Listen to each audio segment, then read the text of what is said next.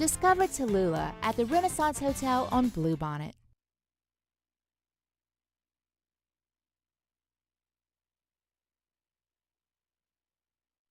This is SportsCenter. I'm Christine Lisi. Packers GM Brian Gutekunst feels the team and quarterback Jordan Love are close to agreeing on a contract extension, but until that deal's done, Love's reps have informed the Packers he will not be practicing at training camp. Gutekunst said he understands Love not wanting to risk significant injury. Jets quarterback Aaron Rodgers, commenting for the first time on his absence from last month's mandatory minicamp, downplayed the entire matter on Barstool's Pardon My Take podcast, insisted minicamps nowadays are just glorified OTA practices. ESPN NFL reporter Dan Graziano. Look, it's not a big deal. If he's healthy and he plays well and they win games, no one's going to remember that he missed minicamp. Right. The problem is, ever since Aaron Rodgers got to the Jets, he's taken 4 snaps. Right. And he's given 4 billion interviews, and he hasn't made any sense in any of them. Bengals quarterback Joe Burrow, coming back from wrist surgery last December, has been fully cleared for contact for the start of training camp. Veterans report tomorrow. First practice is Wednesday. Coach Zach Taylor has declined to say if Burrow will be on a snap count or throwing limit throughout this summer.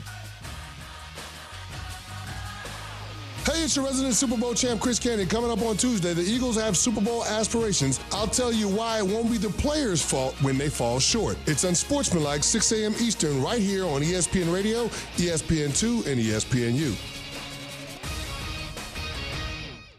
Matt Moscona. I'm very important. After further review. Say it one more time. After further review with Matt Moscona. And here we go.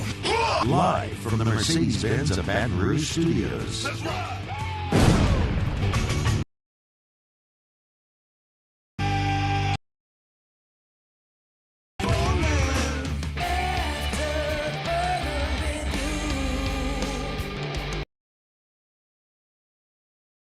Glad you're with us. It's AFR.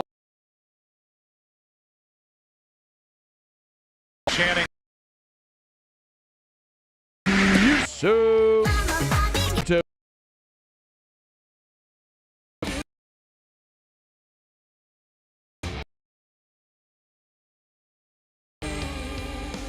we're here. Glad you are as well. Get out. It's time to pop the top. Drink easy. Coach's nightmare is the time from the end of spring to the beginning of fall camp. And it's so spring, you're with your players every day.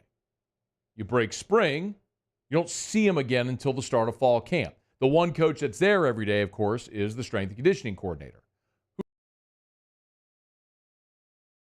And conditioning, but the coaching staff isn't with them. When they work out and they do practices, it's what they call PRPs, player-run practices. So every coach always fears that phone call in the middle of the night because one of their players, 18 to 22-year-olds, was a knucklehead in Tigerland or whatever it may be, and got in trouble, and now you got to deal with something off the field. Well, this wasn't Tigerland, but it was a player who was a knucklehead off the field and may have some really big issues ahead. You probably saw over the weekend that LSU rising video.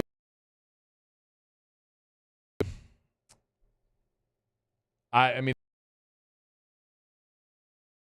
this is sort of adult turn, but with a young lady, he videoed that encounter without her consent. That has admitted to using a video, the table side. The young lady.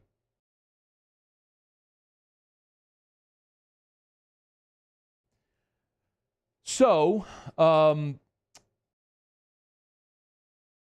from all diversity policy.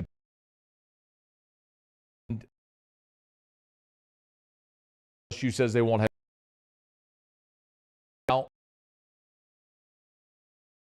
lawyer. I'm not going to litigate this on the radio. I'm going to handle this really the way I handle everything.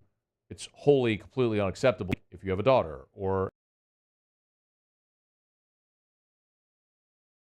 you love dearly.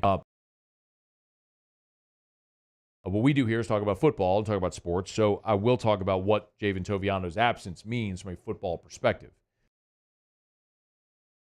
Toviano, when he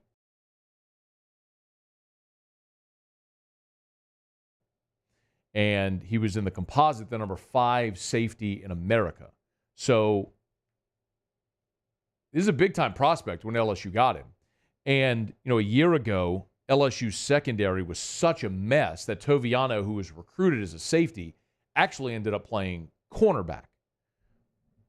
And so when you look at what's coming back now, Toviano is a guy that played in every game as a freshman and started 3 of the final 5 games of his freshman season. His first start came against Alabama, incidentally.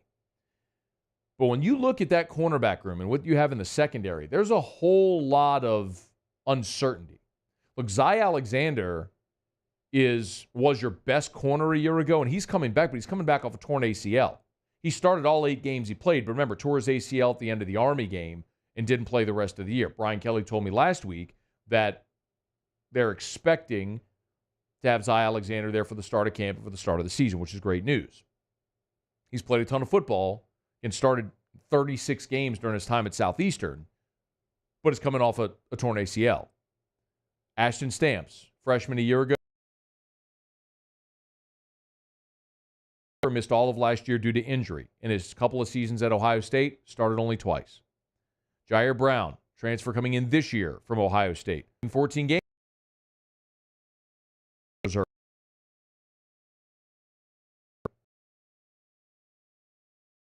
Time.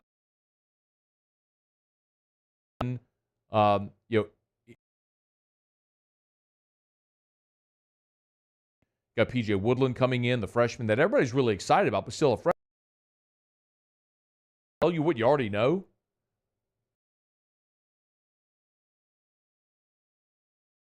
What you don't have is a lot of certainty. Look, a week ago to media days, and I asked him about the secondary. Here's what he said if you missed it. I think it was really we were just group, and at the same time, I don't think that we got focused on who was a starter, who was the number 2. I think we'll be a lot more focused on that when we get into camp. We felt like we had some guys that needed more time in the weight room. Stamps, PJ, I think those guys needed to get physically stronger. We felt like we needed to get some weight off of Toviano. We still hadn't made a decision with Sage. So I think it was a little bit more in flux, get Zy back, see where we are there, and get a good evaluation of Jawan. By the way, I did follow up about Sage Ryan. He said they still haven't decided if he's going to be a corner or a safety. He ran first-team safety all spring, but played corner last as he emerged this season, so we'll see.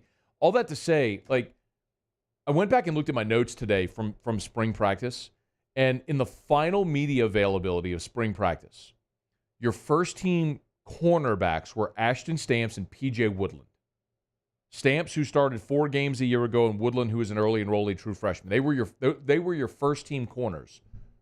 And then with the ones, the next group that rotated in were J.K. Johnson and Javion Toviano.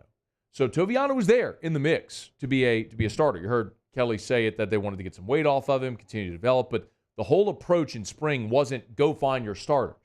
It was find out what each guy can do, and then in fall camp, you'll see what the pecking order may be. Well, it looks like as of now anyway, you're going to be, and you have to proceed as if you're going to be without Javion Toviano, because this legal system and due process has to play itself out. And, you kick off the season in Las Vegas in 5.5 weeks. So, or I guess 6 weeks from yesterday, right? 42 days, so 41 days. So it's coming closely. We'll see how quickly this can all play itself out and what may come of this with Javion Toviano. But it's a big loss for LSU because that's a position group where you can ill afford to lose anybody of competence because you were so bad there a year ago. But we'll see as it all plays out with Javion Toviano arrested over the weekend on video voyeurism charges. All right, our show open every day is brought to you by Bud Light. Drink easy in Louisiana with the great taste of Bud Light, the official beer of the LSU Tigers, the official beer here of AFR. Maybe you're hanging out by the pool, heading to the beach. The summer of the Olympics are about to get started. You're going to be kicking back, watching the USA kick some foreign behind.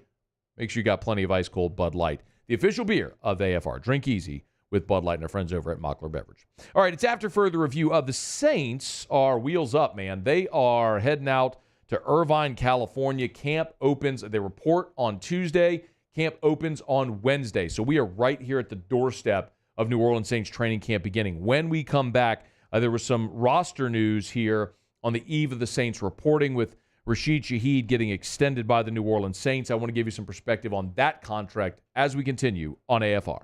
AFR. Brought to you by River City's 1 Hour Air, where they're always on time or you don't pay a dime. Give them a buzz, y'all. 752-0001, 752-0001, 752-0001, or 1hourbr.com. I mention it all the time. You wouldn't go through on a cross-country journey without getting your oil changed, making sure your car was in tip-top shape. So you shouldn't go through the summer months without making sure your AC is clean, tuned up, and running efficiently. Our friends at River City's 1 Hour Air make sure that happens every single day. Go read the reviews. Go read all of the 5-star Google reviews. Here's one from Leora who said, I've been using 1 Hour Air for the past 4 years. I've never had a bad experience. My regular technician has been Carter Norman. He's always professional, knowledgeable, efficient, understanding, and upfront with me about everything. It's been a pleasure working with River City's 1 Hour Air. 752-0001, 752-0001, or 1hourbr.com, where they're always on time, or you don't pay a dime. Bayou Ford has $10,000 off F-150. $10,000 off the new 2024 Ford F-150. And all new Bayou Ford vehicles come with a 7-year, 100,000-mile warranty. The crew at Bayou Ford is going to do right by you. Gulf Coast Bank and Trust is giving our customers the power to bank anywhere, anytime during this challenging event. And we're right there with you. Our mobile banking app is a smart way to manage your money and time. Gulf Coast Bank and Trust, the bank that cares about you. The Windsor Senior Living Community in Mandeville, Louisiana is a beautiful, vibrant apartment community geared towards seniors. They are nestled right in the heart of Mandeville, where seniors live a more carefree lifestyle in spacious apartments with the peace of mind that comes from having a little extra help. Call the Windsor at 985-624-8040 to schedule a lunch and tour. Come see how the Windsor can be your passport to peace of mind. Hey, it's Matt Moscona. For years, you've heard me tell you about Insurance Network of Louisiana, helping you find better coverage for less money. But it's not just for your home and auto. They also offer commercial property. So, retail stores, professional offices like doctors, dentists, attorneys, clothing boutiques. Insurance Network of Louisiana can find you better coverage for less money. They service the entire state of Louisiana, and they're local. So call today at 293-0450 or lainsurance.net. At Relief Windows, we're more than windows. We're windows, doors, hardy plank, and vinyl siding. But our #1 product is always customer satisfaction. Visit us online at reliefwindows.com. Farming is a way of life for us. It's not something we get up in the morning and dread going do. It's just something we go to bed at night looking forward to getting up to go do. John Deere equipment is what we as farmers strive to have. So it's in your blood, it's in your veins. It's just a part of who you are. Green is what we want to be in.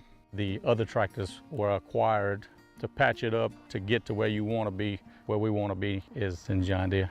Flip the switch and learn more about what it means to be powered by sunshine at sunequip.com. I've been doing business with Luba for 25 years. They're dependable, trustworthy. It's just the attention to detail with our clients. Our folks have years and years of experience. They're highly trained professionals, but many companies have that asset. What I'd like to think makes Luba a bit different is that we use those talents in a way that truly is dedicated to serving the needs of the folks who depend on us.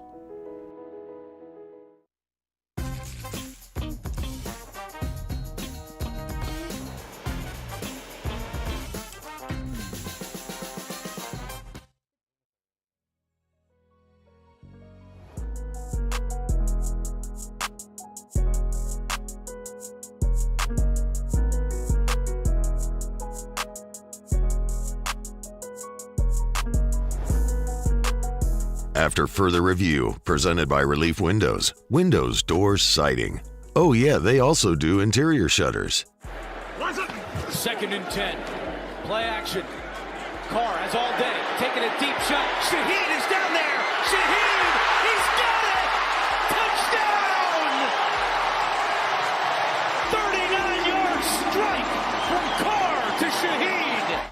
Look forward to much more of that in the black and gold.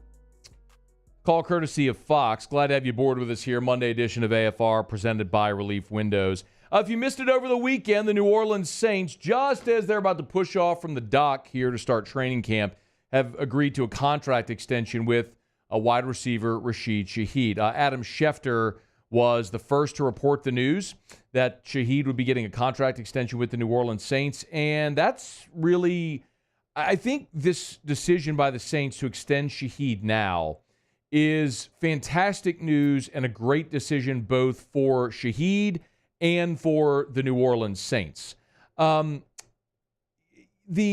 tweet from Schefter when he first reported the news said, it noted the Saints and exclusive rights free agent wide receiver returner Rashid Shaheed reached an agreement on a 1-year, $5.2 million contract extension. He notes Shaheed was an All-Pro and Pro Bowl selection last season. The deal was negotiated by his agents, Drew Rosenhaus and Robert Bailey. So, a few things here that are worth noting. Shaheed has been a big-time, big-play receiver threat, or receiving threat for the Saints in 2 seasons. But he made the Pro Bowl last year and was an All-Pro, got All-Pro votes in recognition as a returner. And last year had 339 punt return yards. That was 3rd in the NFL, and that's what got him into the Pro Bowl and All-Pro recognition.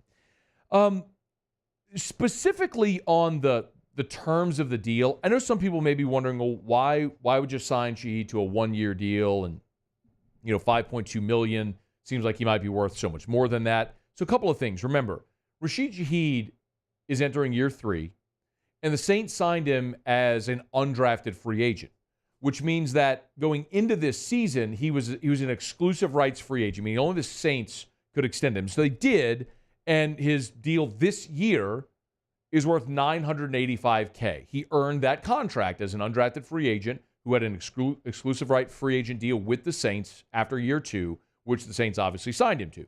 Now, after 2024, so after this coming season, Shaheed would have been a restricted free agent, meaning if a team would have signed Shaheed to an offer sheet, the Saints could have either matched it or matched that offer sheet or receive draft compensation if Shaheed would have, at that tender value, if Shaheed would have signed with another team. But if you're the Saints and you like the player, why risk losing him after this season in a restricted free agent type deal? It just doesn't make any sense. You're going to sign him. Like you want Rashid Shaheed back after 2024. He's earned the contract, right? With a year ago, he was your second leading receiver at 716 yards behind only Chris Olave.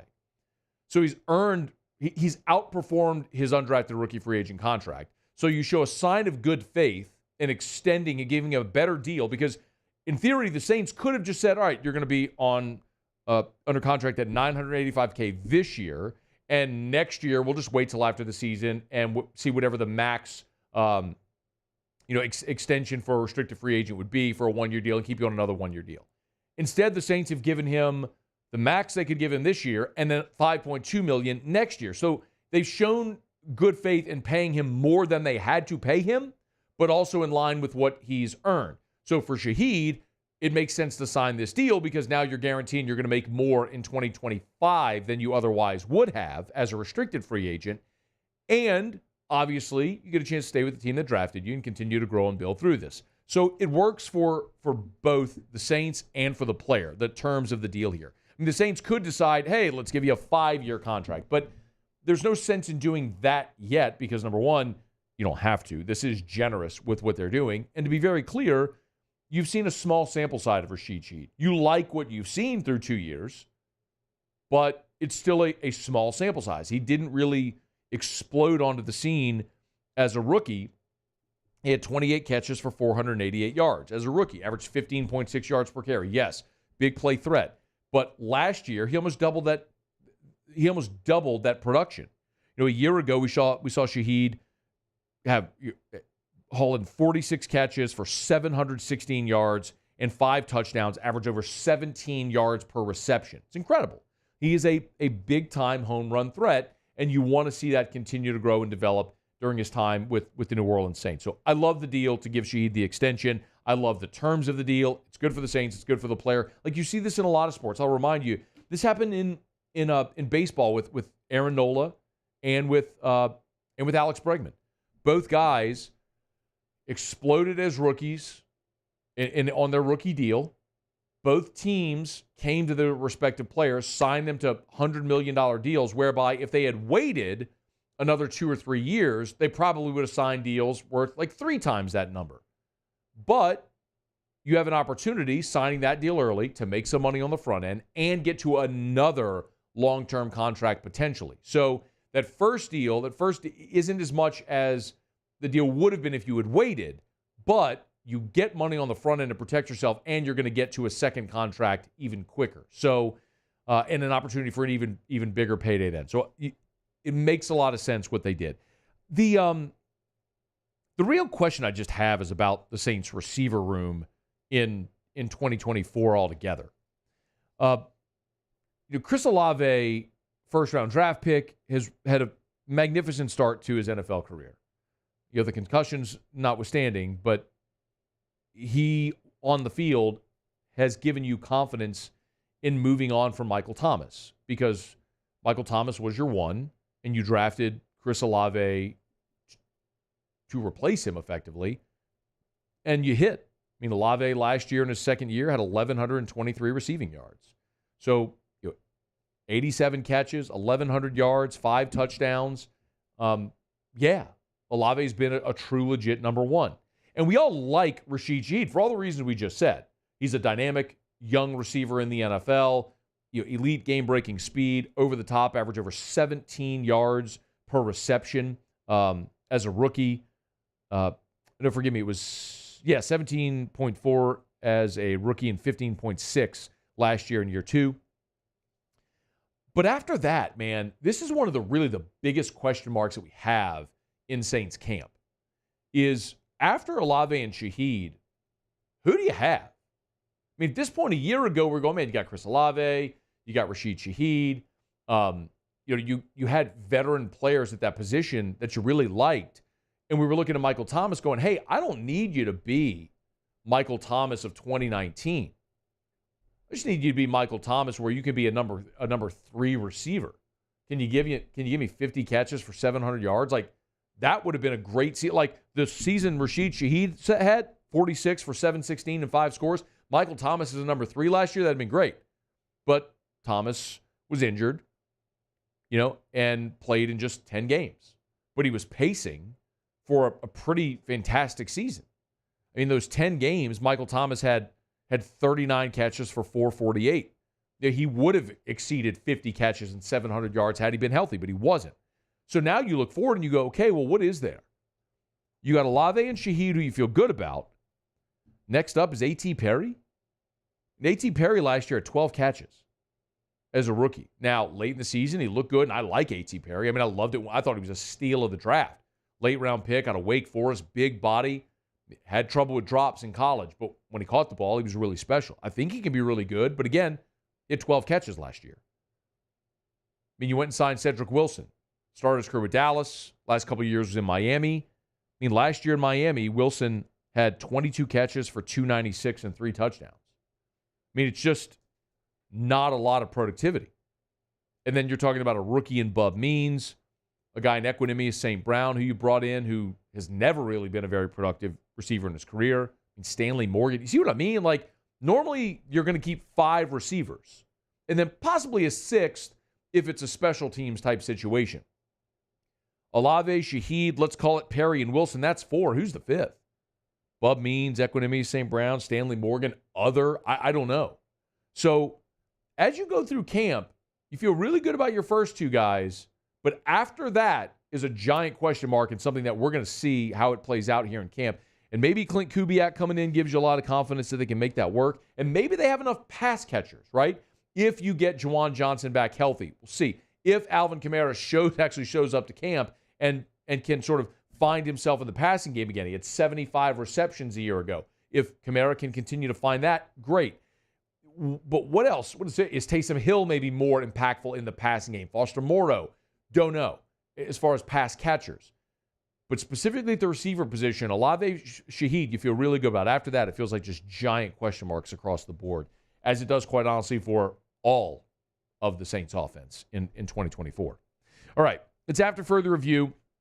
We're brought to you by Shaw Bills Tire and Auto Service, ShawBillsTire.com. You know where to find them, locations all over South Louisiana. Hey, we're moving through the end of July. Before, I was talking to my niece earlier today. She began school on like August the 8th. It's crazy. I remember starting school in September. I know I'm like the old guy shouting at the clouds here, but it seems like school's starting earlier. If you're going to get on the road, maybe to the beach, maybe to the lake, the camp, maybe you're taking a trip out to Texas, whatever it may be, you're hitting the road for one last fling before you start school and the kiddos are back in. A week from today, Paul Skeen's pitching for the Pirates against the Astros at Minute Maid. Your boy's planning on being there. You better bring your vehicle into Shaw Bills.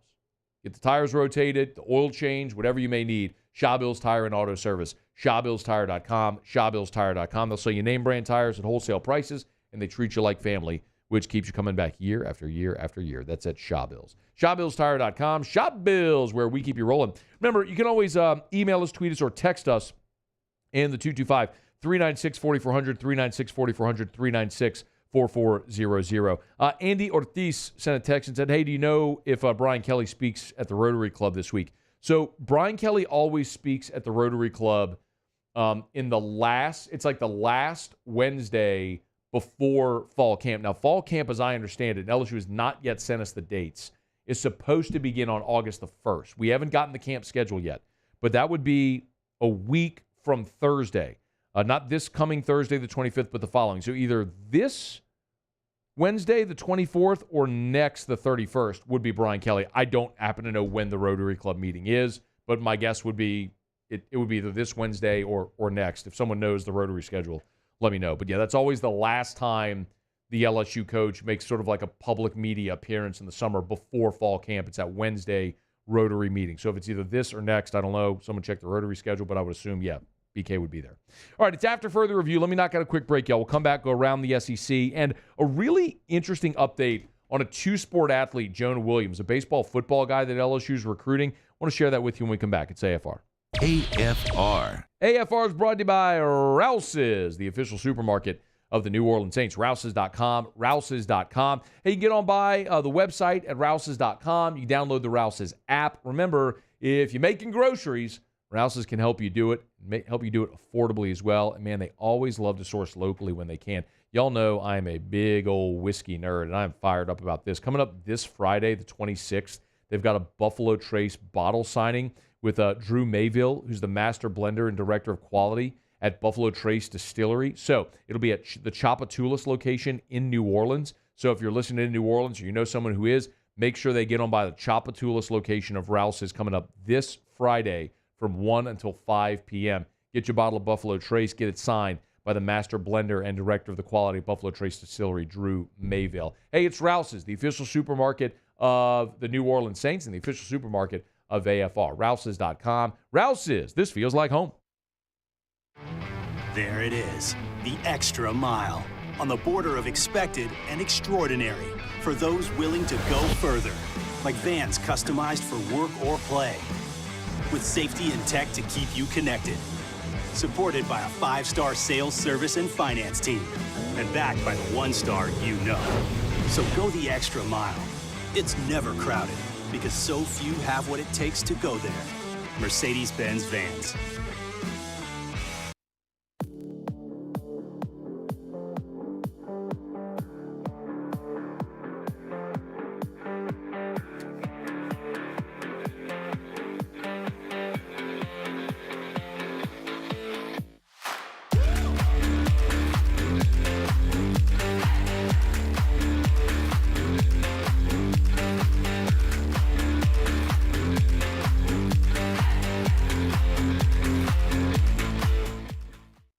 Gulf Coast Office Products is a nationally recognized Savin office equipment dealer based right here in Louisiana. Over 100 employees strong, Gulf Coast has the boots on the ground to support all vertical markets, from education, engineering, legal, and finance. With the latest in office technology, from desktop to production segment units, Gulf Coast and Savin have the perfect fit for you.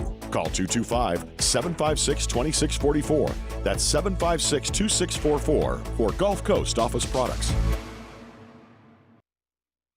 Jerry and Benny Payne began Central Plumbing Company out of their driveway in Tanglewood Subdivision. 50 years later and 4 generations down the road, we continue to serve Baton Rouge and the surrounding areas for all of their plumbing needs. Residential, commercial, industrial, or hospitality, Central Plumbing is here 24/7, 365. We want to thank our customers, family, and friends for 50 years of success. And looking forward to 50 more. BRAC teamed up to reimagine your parks, and you imagined big. With your help, we went to work, creating 12 beautiful community parks across the parish. A family-sized water park, miles and miles of trails, and parks just for your dogs.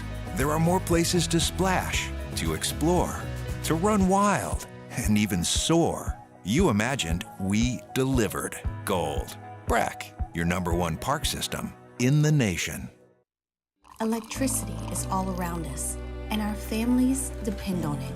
Every day is sparked by the power of a cold drink or a warm meal, a movie night, and a comforting light at the end of a dark hallway.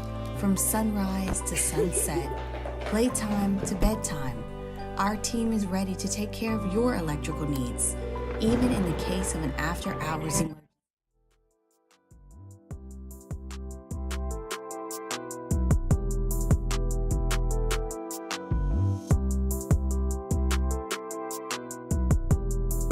After further review, presented by Relief Windows, windows, doors, siding. Oh yeah, they also do interior shutters. Comedian, producer, and actor Joe Gatto is hitting the road on his Let's Get Into It tour, and 104.5 ESPN Baton Rouge is giving you a chance to see him live Friday, November 15th at the Raising Cane's River Center. Register to win tickets today at 1045ESPN.com. So you might know the name Jonah Williams, not the big offensive lineman, the #1 safety in America. If you're not familiar with the name, you probably should be. So Jonah Williams, as I mentioned, the #1 safety in America. He's out of Texas, out of Galveston. He's visiting Texas this week, and then later this week is going to be visiting LSU. There's a big recruiting weekend coming up for LSU. Shea Dixon will be with us tomorrow, as he is always on Tuesday. I'll get Shay's take on all that, what's ahead this weekend and everything. As a matter of fact, Sam Spiegelman will be with us in about 45 minutes from right now. I want to kind of get a national perspective on what LSU's been able to do in the last month. I mean, they've been on an absolute recruiting heater with 8 commits in the last month, including another over the weekend with Derek Meadows, the big wide receiver out of Bishop Gorman in Las Vegas. So we'll get some perspective from Sam Spiegelman there and on Jonah Williams. But the interesting thing about Jonah Williams is, so he's a 2-sport guy, and I had a conversation. This is why it's really interesting. There's a lot of athletes that are 2-sport players, right? And seldom, though, do guys actually make it to campus and play both sports. I mean, when it happens, it's so rare. We know the names, like if it was Jared Mitchell or Chad Jones. Jeremy Whitten did it. Chris Jackson played baseball, and not Chris Jackson, the basketball player, Chris Jackson, the punter, who punted and played baseball for LSU as well. It maybe happens more frequently with track guys like Trendon Holiday and Benny Brazil. Trey'Dez Green is going to try to be a 2-sport guy playing basketball and football at LSU. But Jonah Williams is, Spencer Ware was another one that did it. Jonah Williams is a little bit of a different cat in that he's not just like really good at one and like wants to do both. Like, he is super, super elite at both. Jonah Williams is currently rated the #1 safety in America for the class of 2024, this current class. But he is also not just like a good baseball player. He has, I was literally having a conversation today with a scout for a National League team who told me Jonah Williams has Connor Griffin tools. Connor Griffin, who was just the 9th pick of the draft. And the way he described him to me was Deion Sanders, but bigger. Center fielder, can run like the wind, hits with power. I mean, you're talking about a legit prospect that next year in the baseball draft, like next July, would project to be a top half of round one guy, like Connor Griffin. You're talking about that caliber of baseball player. But he also loves football. He's got one brother that plays in the NFL, another brother that plays Major League Baseball. And as I understand it, he comes from like a very well-known family. His father is a judge. And so I don't think it's one of those things where it's like just about the money. But it's hard to look at that and see how that wouldn't be a factor. The thing LSU may really, really, really have going for it. And look, it's like Texas, Texas A&M, LSU, Oregon, all in the mix here. Like, the thing LSU may really, really, really have going for it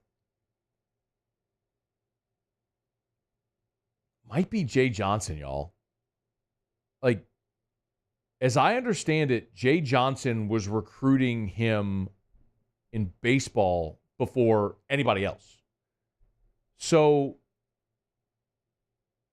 this is going to be a two-sport signee, like as I understand it. And my question was, man, is this guy like, yeah, it's fine to say you want to come to college and play both sports, but realistically, I mean, whenever the baseball draft rolls around next summer and you hear your name called and you're a top half of round one guy, how do you not sign and take $10 million?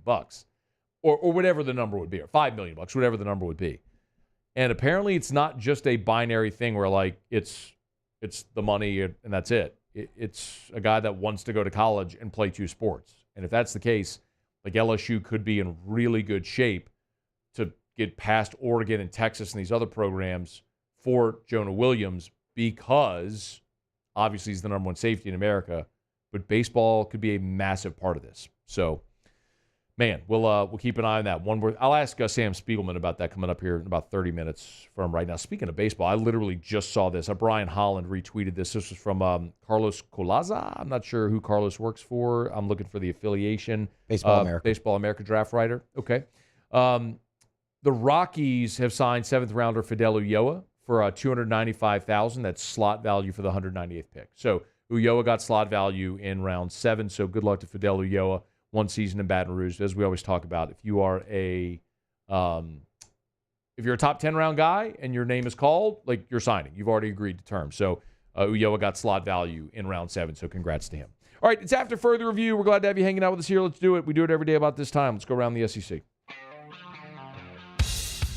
Around the SEC, bringing you the biggest news from the nation's best conference, the Florida Gators. Florida landed a big-time recruiting win on Sunday. Orlando wide receiver Vernell Brown picked the Gators over Florida State, Miami, and Ohio State. Those were the other finalists. Billy Gonzalez, the Gators receiver coach, was the primary recruiter there. Remember him? 5'11", 170-pounder. He's a 4-star. He's the 33rd overall prospect in the country in the composite, the 6th best wide receiver, 5th best player in the state of Florida. The Georgia Bulldogs. One of Georgia's most prominent support staff members is expected to leave the program here just before the start of fall camp. Matt Zenitz at 24/7 had it first. The director of football operations, Nayland Raper, is expected to leave for a job with the Big 12. Raper first came to Georgia prior to the 2017 season, earned the title of director of football operations prior to the 2021 season. Bulldogs had to replace 4 on-field assistants this offseason, now a significant off-field role as well. Georgia opens the 2024 season August 31st against Clemson. The Auburn Tigers. And Auburn's got its 3rd non-conference opponent for the 2026 season. They'll take on Jacksonville State on September the 26th of 2026. You might remember the first time those two programs ever played was back in 2015. Jacksonville State took Auburn to overtime, but ultimately Auburn prevailed 27-20. Auburn's other 2 non-conference games in 26 are Baylor and Southern Miss. All right, there you have it. That is Around the SEC. We're brought to you by Evermore. Man, I love getting so many text messages and tweets and direct messages and Facebook and Instagram posts from so many of you who have tried Evermore, have made this part of your daily routine, who have filled up your refrigerator with Evermore. Evermore, first and foremost, is a healthier option. Not all bottled water is the same. Read the label. I encourage you. Look at how pick up a bottle of water and look at how many say minerals added for flavor, something added for flavor, something taken, whatever. It'll stun you when you actually pay attention. With Evermore, never. It's a rare alkaline source. It's natural artesian water, and it's a Louisiana product. Comes straight out of a natural artesian well on the North Shore of Louisiana. Goes straight into these bottles, and it doesn't touch air until you open the bottle. It's Evermore. EVAMOR.com, Evermore.com. Also available at great local retailers. Evermore, by the way, they're got a great partnership with Cloth and Nuss. The sand volleyball players will be competing in the Olympics. They're ambassadors. So it's good enough for Olympians. It's good enough for you and me as well. It's Evermore. All right, y'all. It's After Further Review. As I mentioned, Sam Spiegelman in about 30 minutes from right now. Looking forward to having Sam here. It's sort of a national perspective on what LSU's been doing in recruiting. Of course, over the weekend, they land Derek Meadows, the 5-star wide receiver, out of Bishop Gorman in Las Vegas. Also missed on Jabari Antoine, who picked Miami. But we always talk about it with commitments. If you're going to miss on a guy from in the state, okay, but you'd always rather they go outside of the conference. When you miss on Devontae Smith and he goes to Alabama and wins a Heisman, that stinks. When you miss on the late Joe McKnight and he goes to Southern Cal, it's way easier to get over that because you're never going to see him. So Jabari Antoine not coming to LSU stings, but Antoine picking Miami instead of Texas makes it much more palatable. So we'll talk more about that with Sam Spiegelman. I got a lot of thoughts on the recruiting battles with Meadows and Antoine. I'll get to that in hour number 3. Okay, it's After Further Review. Quick break. We'll wrap up hour number 1 presented by Relief Windows and ReliefWindows.com. When we come back, I do have an update on LSU running back Trey Holly. His legal situation has taken another turn, and we'll get you the latest when we come back. It's AFR. AFR. Brought to you by the Watermark Hotel and the Renaissance Hotel. Congrats to our friends over at the Watermark. Voted by you the best hotel in the Best of 225 awards this year. Watermark Downtown, the best hotel. I keep saying it, but now you've said it as well in the Best of 225 awards. You got friends or family coming in town for an LSU football game this season. Make sure they stay at the Watermark Downtown. Maybe you want to go have brunch on the weekend. Try the Gregory for their amazing Sunday brunch. It's the Watermark Hotel in downtown Baton Rouge. And, of course, as we always remind you, the Renaissance right there, Southtown, on Bluebonnet between the mall and Perkins Row. It is an amazing experience at the Renaissance. And every Renaissance hotel is truly unique to that market. So when you walk into the Renaissance, you notice the carpet were actually made to be like crab traps. The art behind the main desk is a to scale model of the Mississippi River. Check it out. It's the Watermark and the Renaissance Hotels. Bayou Chrysler Dodge Jeep Ram is taking $20,000 off new 23 Ram 1500 trucks. We're open for business in our beautiful new showroom and taking $20,000 off the powerful Ram truck. All new Bayou vehicles come with a 7-year, 100,000-mile warranty. The crew at Bayou Automotive is going to do right by you.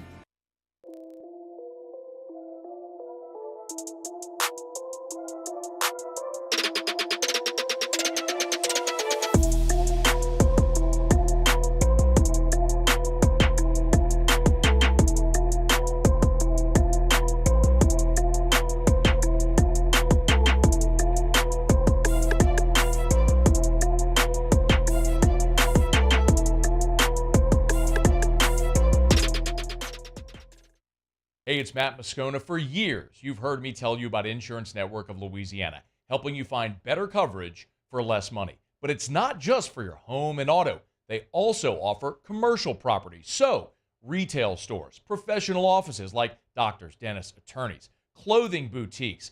Insurance Network of Louisiana can find you better coverage for less money. They service the entire state of Louisiana, and they're local. So call today at 293-0450 or lainsurance.net.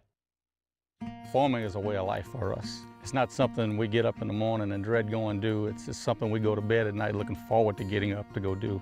John Deere equipment is what we as farmers strive to have. So it's in your blood, it's in your veins. It's just a part of who you are. Green is what we want to be in. The other tractors were acquired to patch it up to get to where you want to be. Where we want to be is in John Deere. Flip the switch and learn more about what it means to be powered by sunshine at sunequip.com. I've been doing business with Luba for 25 years. They're dependable, trustworthy. It's just the attention to detail with our clients. Our folks have years and years of experience. They're highly trained professionals, but many companies have that asset.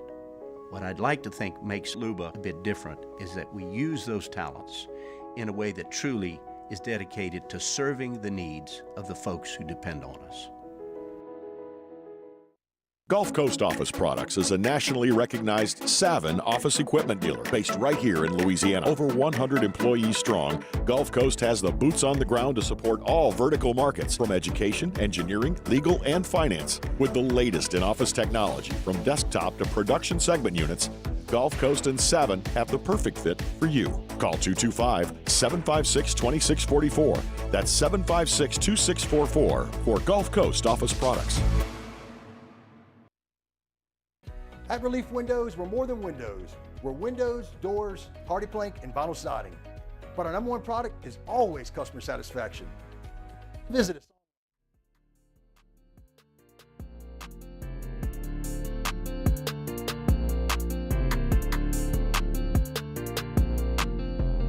After further review, presented by Relief Windows, windows, doors, siding. Oh yeah, they also do interior shutters. Wrapping up hour number one, ESPN put out their future power rankings today in the NFL. So they took a look at projecting what the next 3 years will look like. We'll talk about where they have the Saints. Fair warning, if you call me nothing but a Saints hater, you're going to hate the next segment, okay? That's coming. What, you're stunned that somebody said something negative about the Saints? Like I'm the only one that thinks they stink as an organization right now? Kick rocks, losers. I love you. I don't think you're a loser. I really do love you. I appreciate all of you for being here. Last Monday, a week ago today, we were in Dallas at SEC Football Media Days and had a chance to visit with Brian Kelly. And one of the things that I asked him when he and I were chatting one-on-one was for an update on Trey Holly. And 1 week ago today, literally 1 week ago today, this is what Brian Kelly said. So that was J.R. Belton's dad. Okay. He was the judge in that county. Okay. He had to recuse himself because of the familiarity. Because of that, they had to move the case back to next week.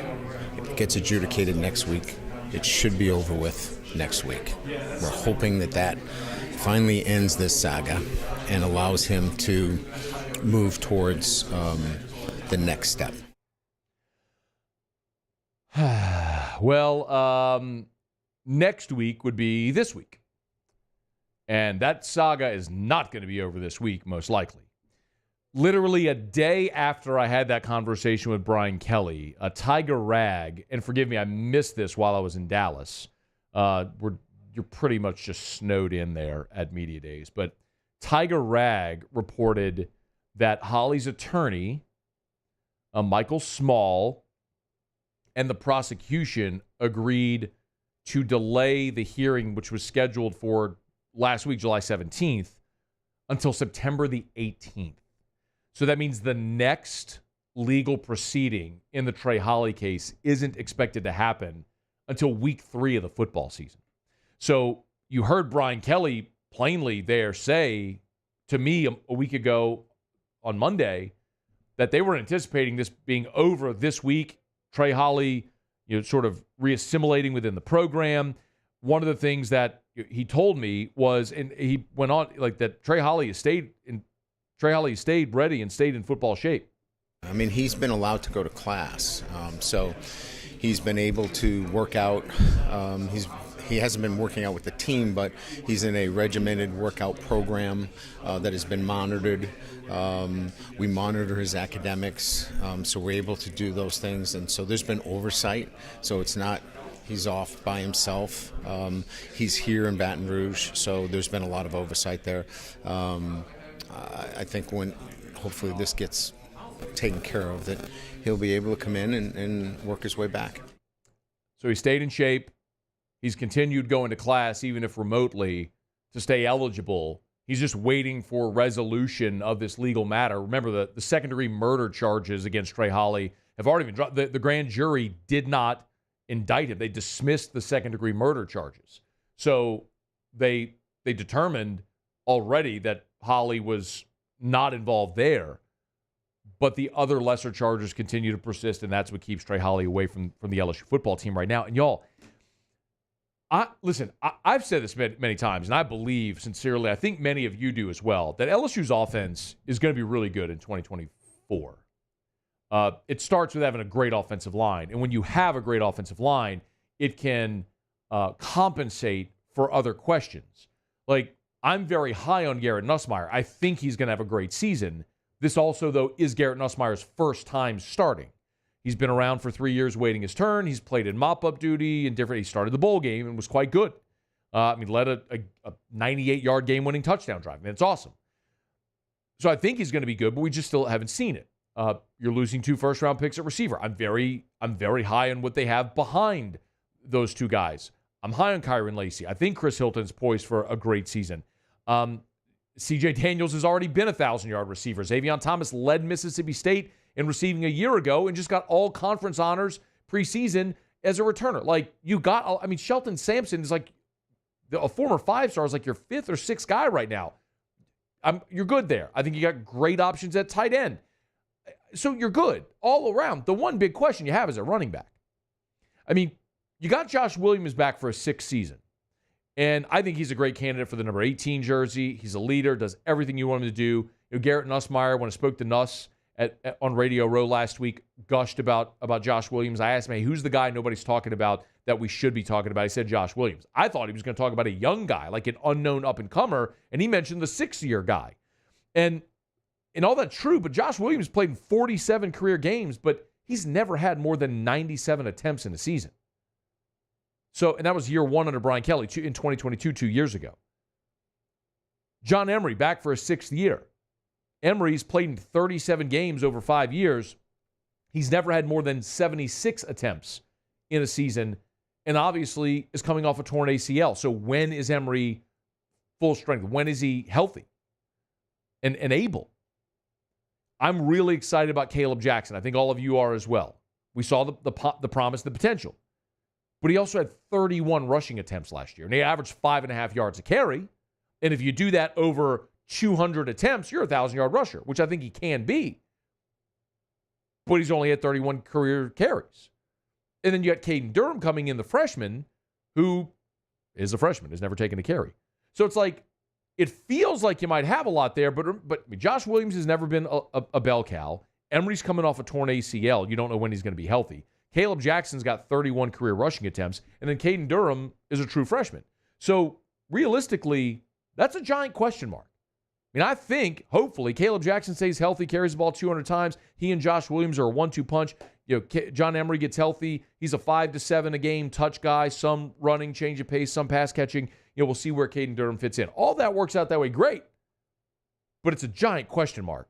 And it's really the only question mark you have on offense. And that's been exasperated a bit more, or exacerbated, I should say, by the Trey Holly situation. So we'll continue to follow it as we have more. Okay, it's After Further Review. We're glad you're hanging out with us here. Brought to you by Parish Restoration. Of course, been telling you Mold Zero, Pure Restoration, and then Pure merged with my friends over at Parish, Richard Tilley, Ryan Terrio, to create Parish Restoration. So if you want to kill mold, remove odor, sanitize that space, Parish Restoration. It's that patented non-toxic dry fog, the same treatment, but now with even more resources. And amazingly, of all the companies in the United States that license this technology, nobody dry fogs more square footage annually than Parish Restoration. Go to parishbuilt.com, hit the restoration tab on the homepage. Again, parishbuilt.com to learn more. It's cost-effective, it's efficient. They can fog your home, be in and out in less than half a day.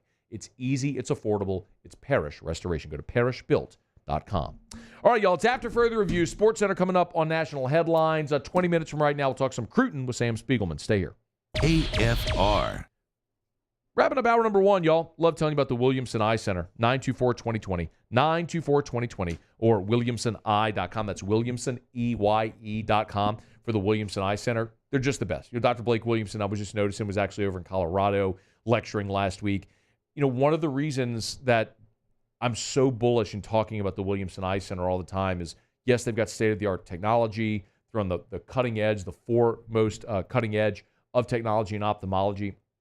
But my experience with the Williamson Eye Center was amazing. I am the guy that I talk about every single day. I'm the guy who wore glasses in the 6th grade, had contacts starting in the 8th grade, shoved contacts into my eyes my entire life, and finally had enough after people said forever, oh, best decision you ever make, best money you ever spent. I wish I hadn't put it off as long as I did. Now I'm pushing you to do the same thing. Call the Williamson Eye Center, 924-2020 or WilliamsonEye.com. Bayou Ford has $10,000 off F-150. $10,000 off the new 2024 Ford F-150. And all new Bayou Ford vehicles come with a 7-year, 100,000-mile warranty. The crew at Bayou Ford is going to do right by you. Gulf Coast Bank and Trust is giving our customers the power to bank anywhere, anytime during this challenging event. And we're right there with you. Our mobile banking app is a smart way to manage your money and time. Gulf Coast Bank and Trust, the bank that cares about you. At Relief Windows, we're more than windows. We're windows, doors, party plank, and vinyl siding. But our number one product is always customer satisfaction. Visit us online at reliefwindows.com. Oh, by the way, we do shutters too.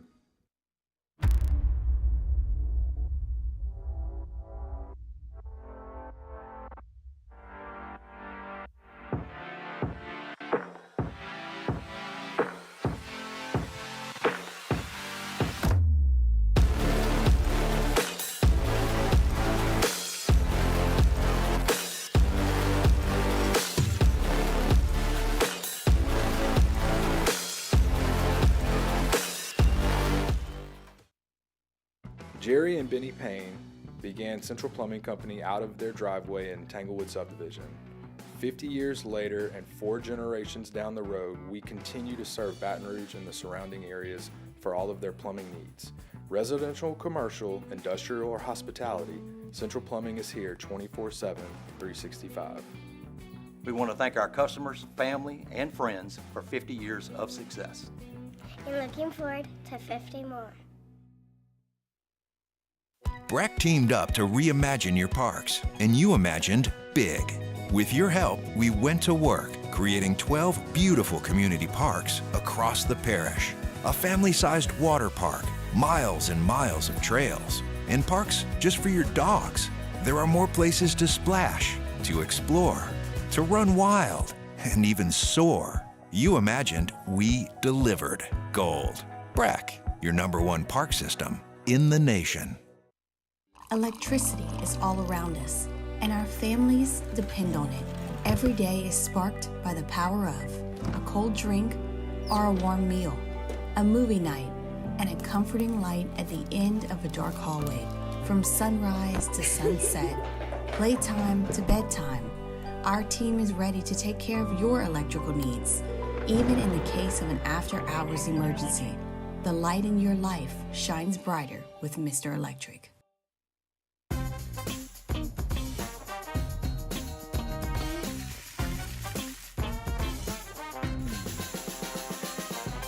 The best kept secret in town is out. Discover Tallulah at the Renaissance Hotel on Bluebonnet.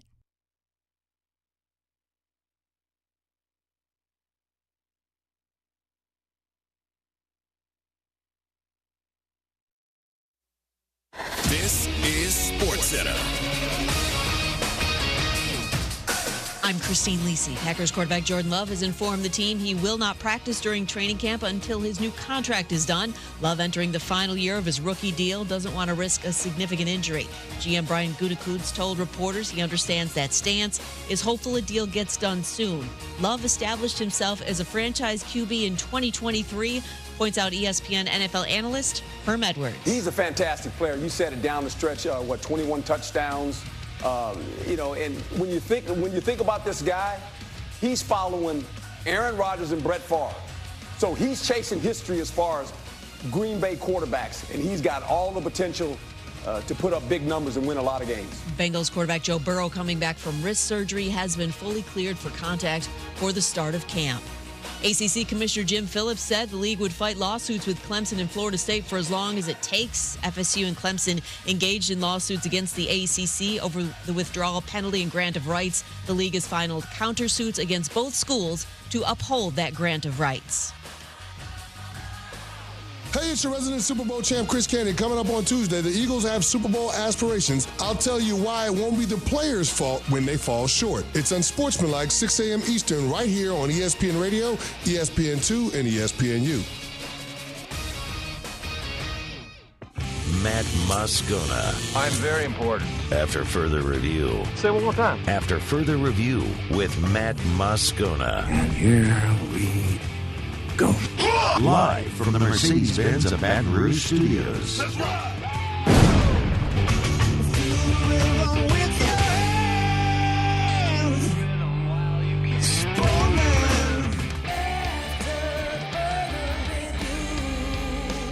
Hour 2, off we go. Welcome aboard. Glad you're with us. AFR, presented by Relief Windows. I'm Matt. This is Shaq O'Neal, and I hate Matt. Paul O'Neal. They're chanting Paul O'Neal's name. Used to. And Mr. Toby Tomplay.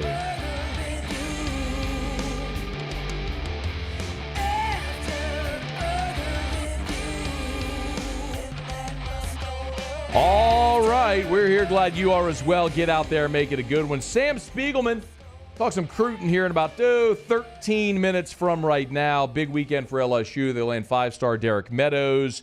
They miss out on Jabari Antoine, but really I want to talk with Sam about what LSU has done in the past 30 days with 8 commitments. They've surged in all the recruiting rankings and what opportunities still lie ahead. So we'll talk about all that here in about 13 minutes from right now with Sam Spiegelman. How are you? I hope you had an awesome weekend.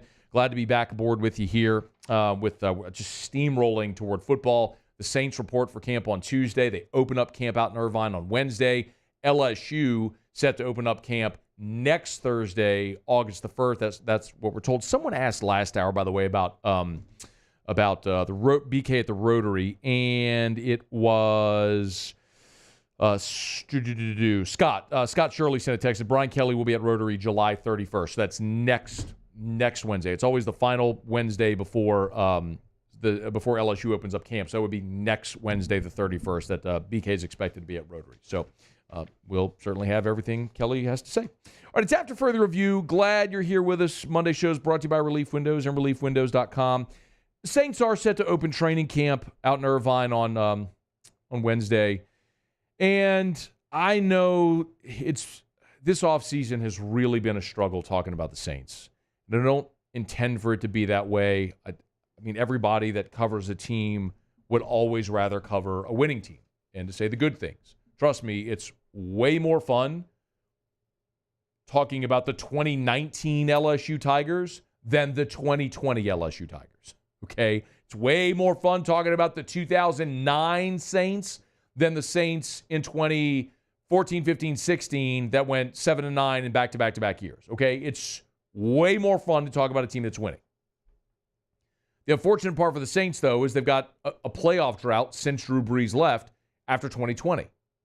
So 3 years the Saints have been out of the playoffs, and they're staring down a preseason projection where Vegas has their win total over under 7.5. And if you go 7-10 or 8-9 this year, you're going to be outside of the playoffs yet again. So the real question is, what can the Saints do and how quickly can they get this thing turned around? Well, ESPN charged some of their reporters with putting together a ranking system that looks at the overall roster ranking, the quarterback ranking, the coach ranking, and the front office ranking, 1 to 32 in the NFL. You know, giving them a score, effectively. You're giving them a metric, a score, and then ranking them accordingly.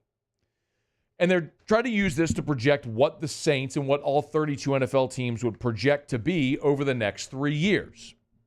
And I'll remind you that there are 32 teams in the National Football League. And this ESPN projective metric over the next 3 years has the Saints 31st. 31 out of 32. You might be asking yourself, Matt, well, who would be 32? You might be asking yourself, hey, Matt, who would be 32? Hey, Matt, who would be 32? Yeah, I'm so glad you asked.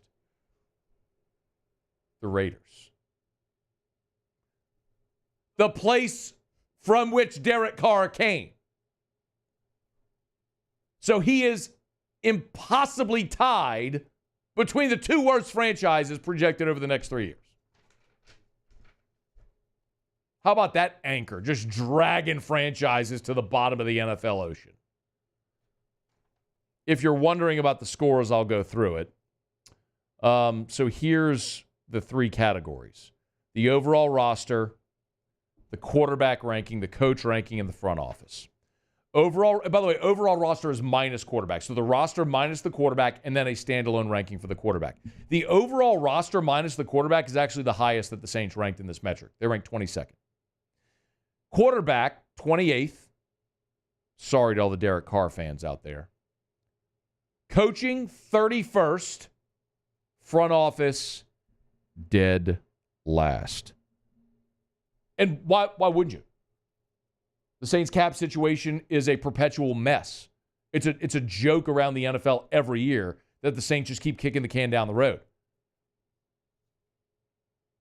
You know,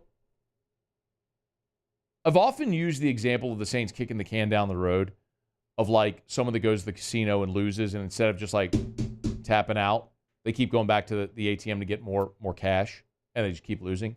And today I think it got taken to another level today when I was thinking about this. The New Orleans Saints are the Griswolds in Vegas Vacation. It's what they are. If you've never seen the movie, I wouldn't waste my time. Christmas Vacation, epic. Vegas Vacation, not so much.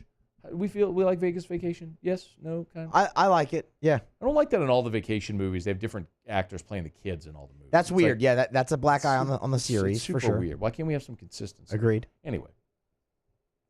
Audrey was really good looking, though, in Vegas Vacation. I don't know who played her, but she was really good looking in that one. Cosign. You grabbed your mic. But yeah, well, I was going to... What?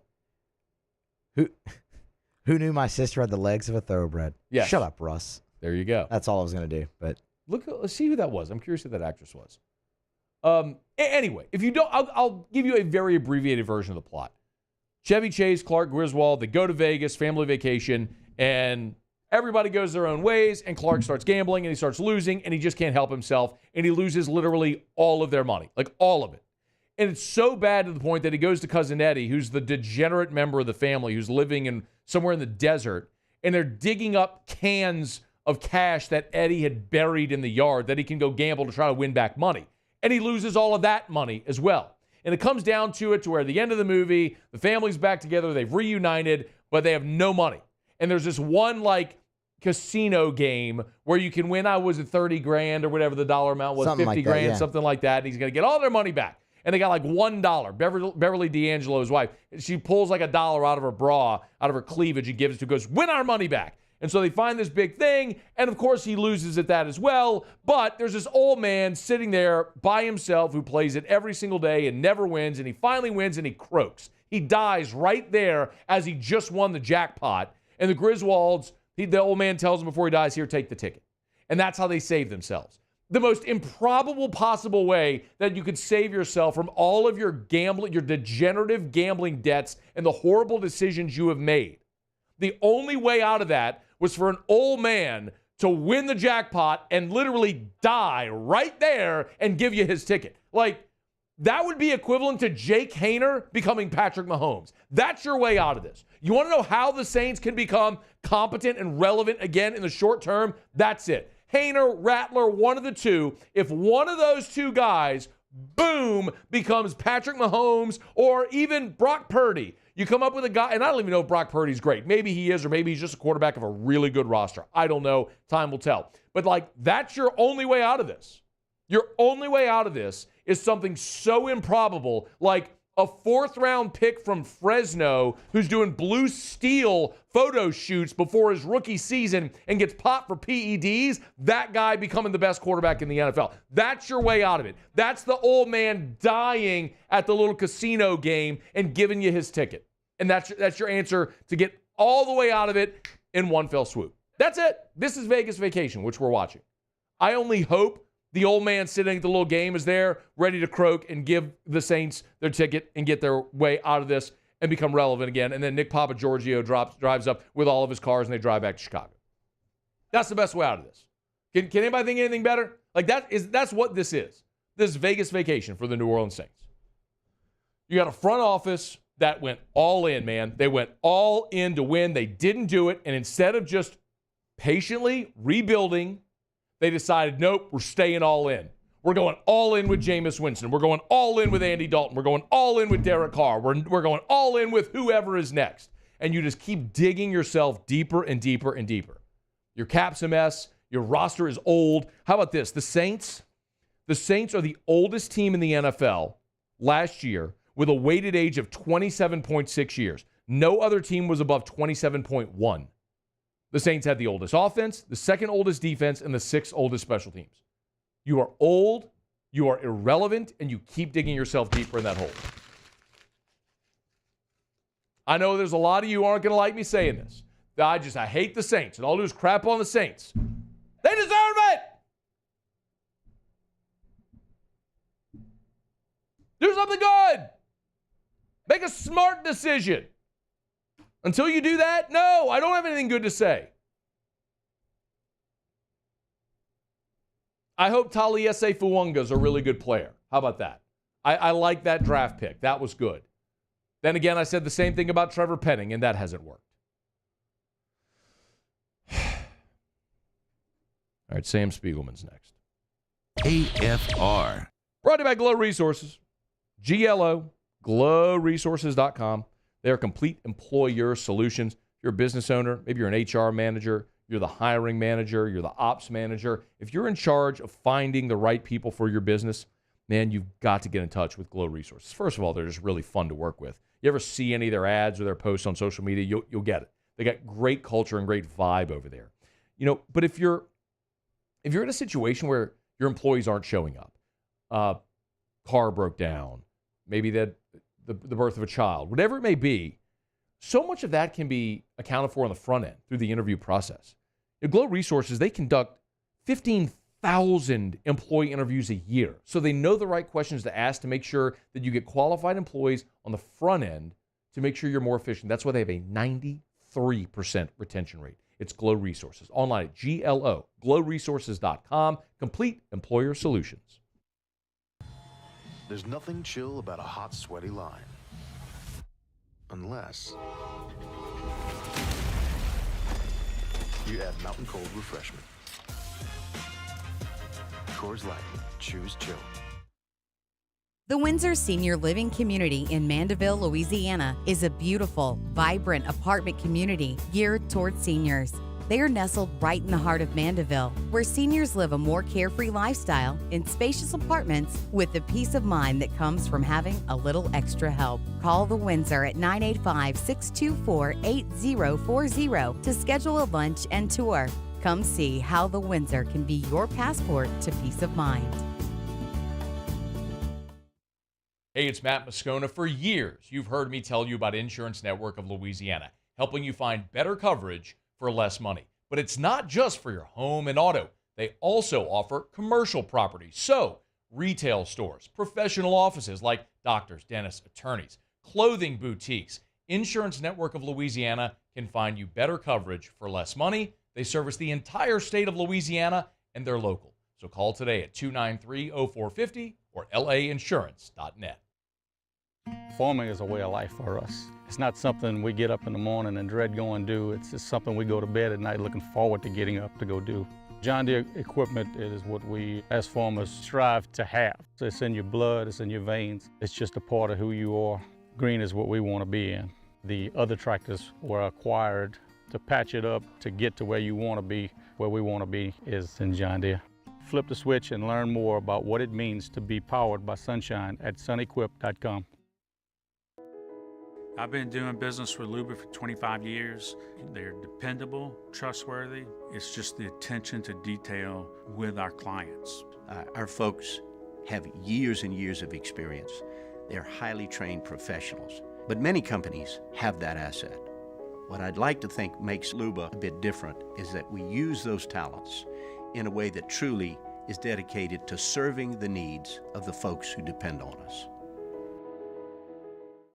Gulf Coast Office Products is a nationally recognized Savin office equipment dealer based right here in Louisiana. Over 100 employees strong, Gulf Coast has the boots on the ground to support all vertical markets, from education, engineering, legal, and finance. With the latest in office technology, from desktop to production segment units, Gulf Coast and Savin have the perfect fit for you. Call 225-756-2644. That's 756-2644 for Gulf Coast Office Products. At Relief Windows, we're more than windows. We're windows, doors, hardy plank, and vinyl siding. But our number one product is always customer satisfaction.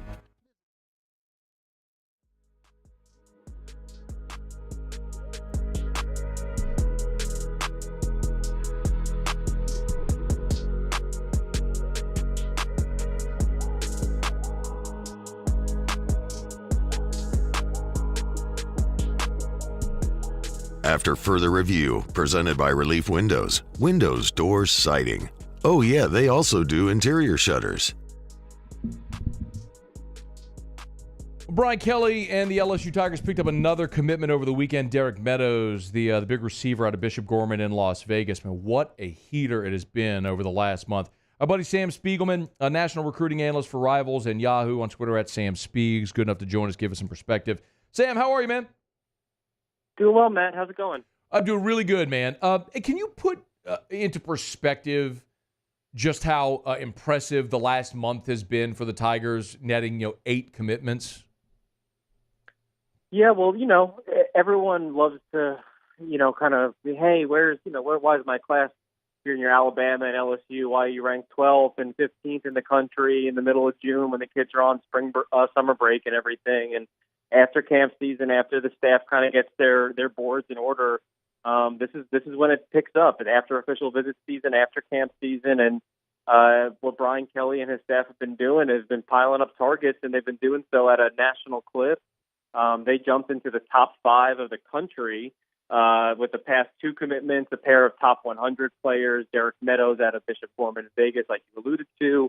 And really hitting the home run of 5-star DJ Pickett out of Zephyr Hills in Florida a couple of days earlier.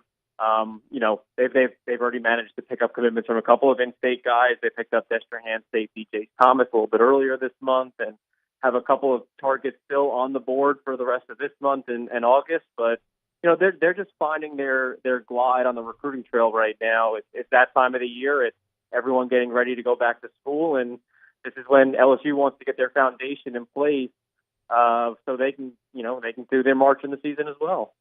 Sam, one of the knocks I think that I heard from Notre Dame people about Kelly, of course, is that he couldn't recruit or didn't recruit or was a lazy recruiter, whatever narrative that is. Clearly, they're kind of bucking that narrative right now, but I'm curious, like, how much of that or this success is Brian? How much of it does he deserve credit for building a staff of great recruiters? Can you just give some perspective on like the big picture umbrella perspective of Brian Kelly, the recruiter?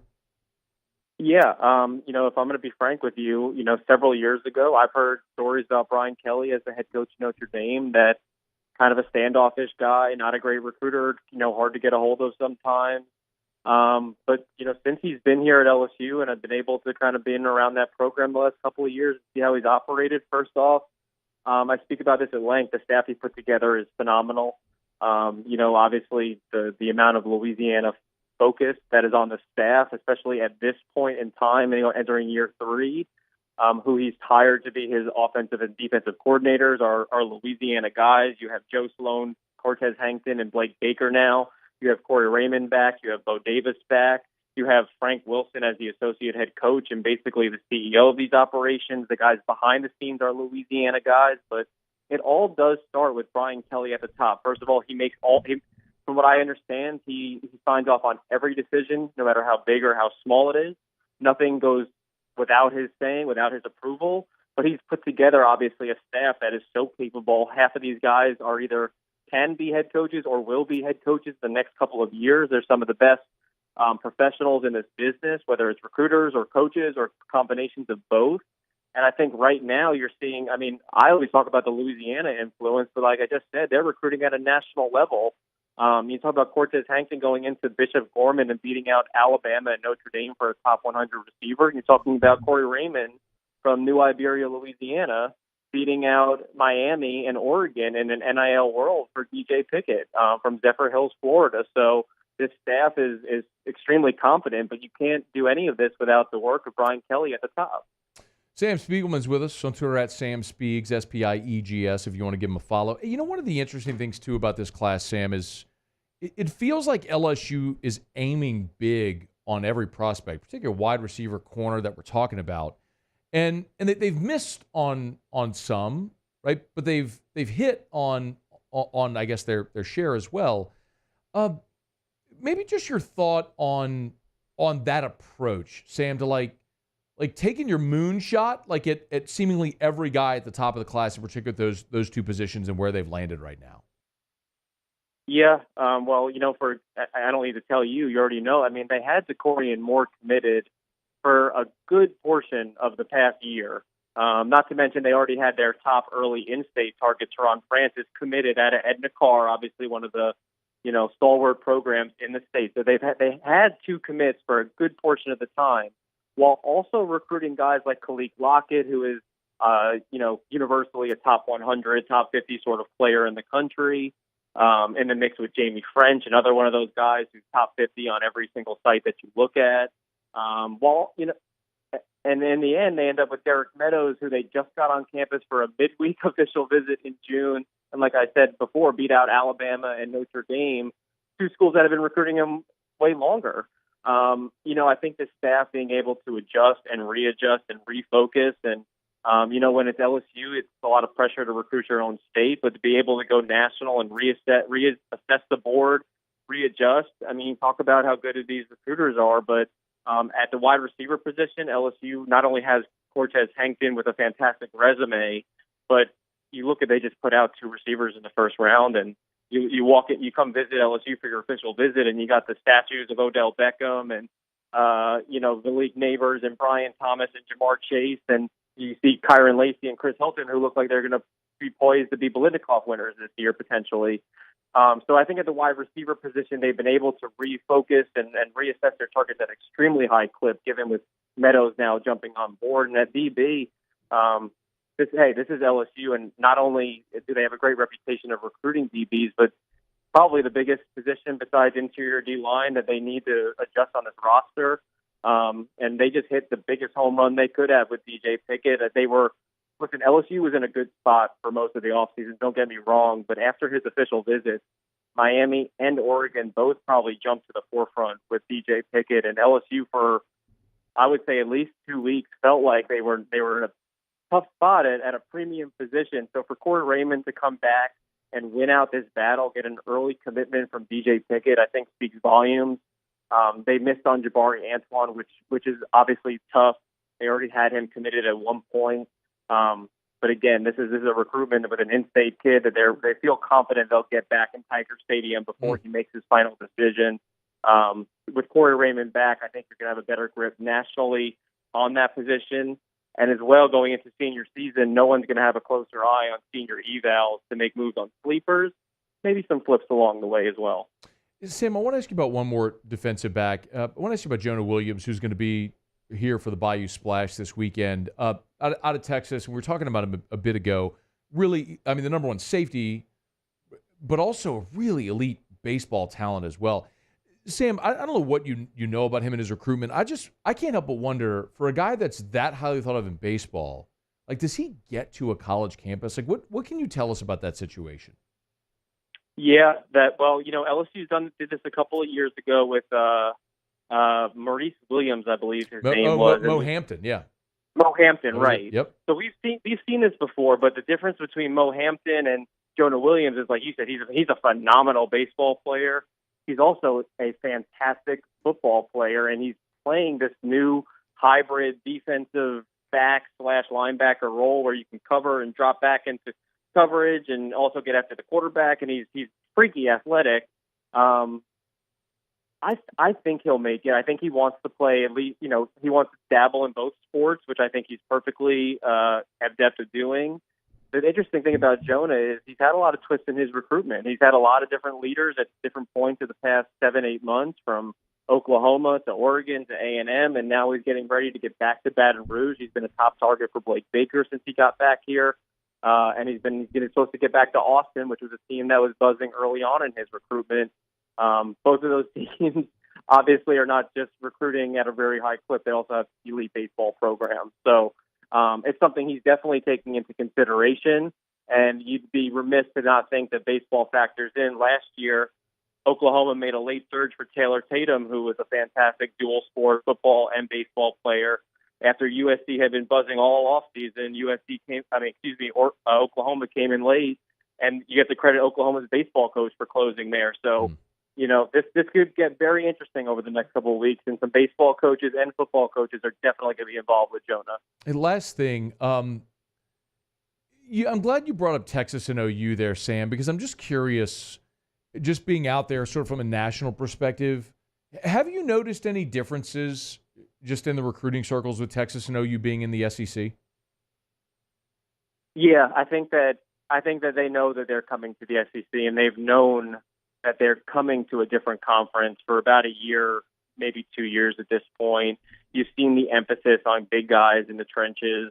They're very well aware. I think that, like LSU, like schools around the country, like SEC schools and Big Ten schools in particular, they are loading up in their front offices to do not only transfer portal evals and high school evals, but roster evals, and say, if we're going to compete in the SEC, which everyone knows is the premier conference of college football, then we need to have defensive and offensive linemen that are going to be able to compete with the Georgias and Bamas and LSUs of the world, where they have first-round picks on both sides of the ball in growth. So I think, the way that, you saw some of the battles that LSU had for their defensive linemen last year, they were going head-to-head with Texas for a good amount of them, just as many or more than they were going with Alabama and Georgia. And I think that Oklahoma, under Brent Venables, has a very national scope. They recruit the Midwest. They recruit the Southeast. They recruited Louisiana under Brent Venables. They recruit Texas. They recruit all over. You've seen Texas do the same thing, go Southeast all the way to the West Coast. They're looking for big bodies that supplement depth at premium positions on both sides of the line. He's on Twitter at Sam Spiegs, a national recruiting analyst for Rivals and Yahoo. Good to catch up as always, man. We appreciate a few minutes. Yep, good to talk to you, Matt. That's our pleasure, Sam Spiegelman. It's After Further Review. Of course, our shows, as always, brought to you by Optimize, GeneratorPeople.com, GeneratorPeople.com. My goodness, we're expecting rain every day for the rest of this week. Every day for the rest of July, as a matter of fact. Over the weekend, had a bad rainstorm come in, knocked our power out. Was only out for a short time, but as I tell you all the time, we installed a Generac automatic home standby generator, and when the power goes out, our generator kicks on, powers the whole house. It's everything. All your appliances, your home central, your HVAC. If you have a pool, your pool pump. I mean, it's like nothing ever happened. I say it all the time. Of course, you tell someone, hey, would you like to have a Generac automatic home standby generator? Of course you would. Like, who wouldn't want that? So there's two questions. Who do you call, and can you afford it? Well, the can you afford it thing with Optimize is easy. $600 for a down payment. They have financing options for any budget, so they can handle that. Why should you call Optimize? Because all they do is generators. They're not an HVAC company that sells generators. They're not an electrical company that also has a generator division. They're not an alarm company that also does generators. They do generators. They are the generator people. It's Optimized. That's why you go to GeneratorPeople.com, GeneratorPeople.com, and they are from Lake Charles to Slidell, everywhere in between on the 10-12 corridor with 4 physical locations. The newest is, you're going to New Orleans on I-10 right to the Loyola exit. It's right there off the exit is their newest location. So no matter where you are, they can physically get to you quicker. They have the inventory, and they have all the know-how and the knowledge to work with your electrical company. to work with the city parish to get your permits and everything done quickly. It's optimized. GeneratorPeople.com. GeneratorPeople.com. Okay, thanks to Sam Spiegelman. We appreciate it for joining with us here. Just literally as we were talking to Sam, Adam Schefter broke a little news. The Saints have signed a free agent wide receiver who I presume will be there with them as they go through all their evaluations and workouts tomorrow or the conditioning before camp begins on Wednesday. We'll tell you who it is, and I'll give you a reaction to it when we return on AFR. AFR. Hey, pull out your phone right now. Pull out your phone, open up your app store, and download the Darren James app.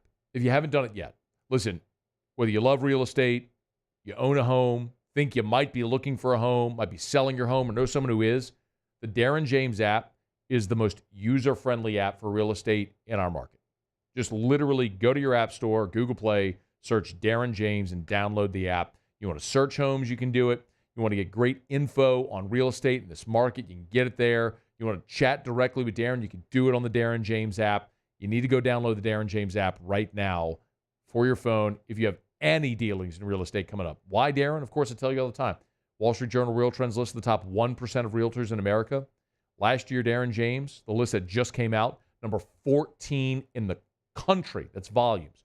Only 13 realtors in America sold more homes than Darren James. Think real estate, think Darren James. There it is, the extra mile. On the border of expected and extraordinary for those willing to go further. Like vans customized for work or play. With safety and tech to keep you connected. Supported by a 5-star sales, service, and finance team. And backed by the 1-star you know. So go the extra mile. It's never crowded because so few have what it takes to go there. Mercedes-Benz Vans. I've been doing business with Luba for 25 years. They're dependable, trustworthy. It's just the attention to detail with our clients. Our folks have years and years of experience. They're highly trained professionals. But many companies have that asset. What I'd like to think makes Luba a bit different is that we use those talents in a way that truly is dedicated to serving the needs of the folks who depend on us.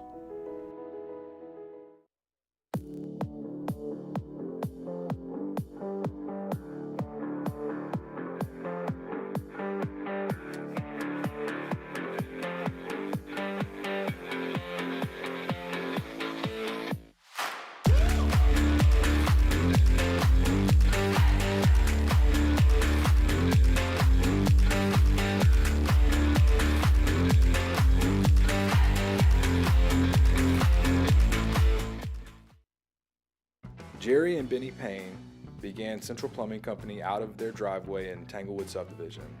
50 years later and 4 generations down the road, we continue to serve Baton Rouge and the surrounding areas for all of their plumbing needs.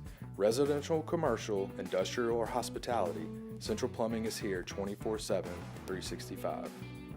We want to thank our customers, family, and friends for 50 years of success. And looking forward to 50 more. Breck teamed up to reimagine your parks, and you imagined big. With your help, we went to work, creating 12 beautiful community parks across the parish. A family-sized water park, miles and miles of trails, and parks just for your dogs. There are more places to splash, to explore, to run wild, and even soar. You imagined, we delivered gold. Breck, your #1 park system in the nation. Electricity is all around us, and our families depend on it. Every day is sparked by the power of a cold drink or a warm meal, a movie night, and a comforting light at the end of a dark hallway. From sunrise to sunset, playtime to bedtime, our team is ready to take care of your electrical needs, even in the case of an after-hours emergency.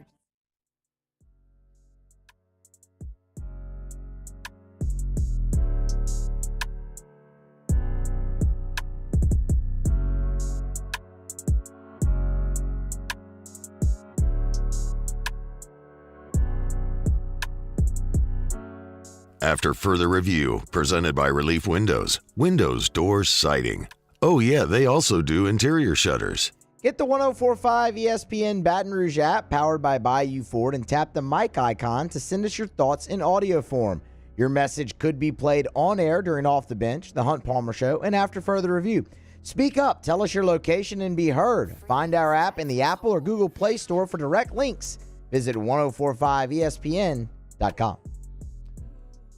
A little bit of breaking news here from Adam Schefter just minutes ago.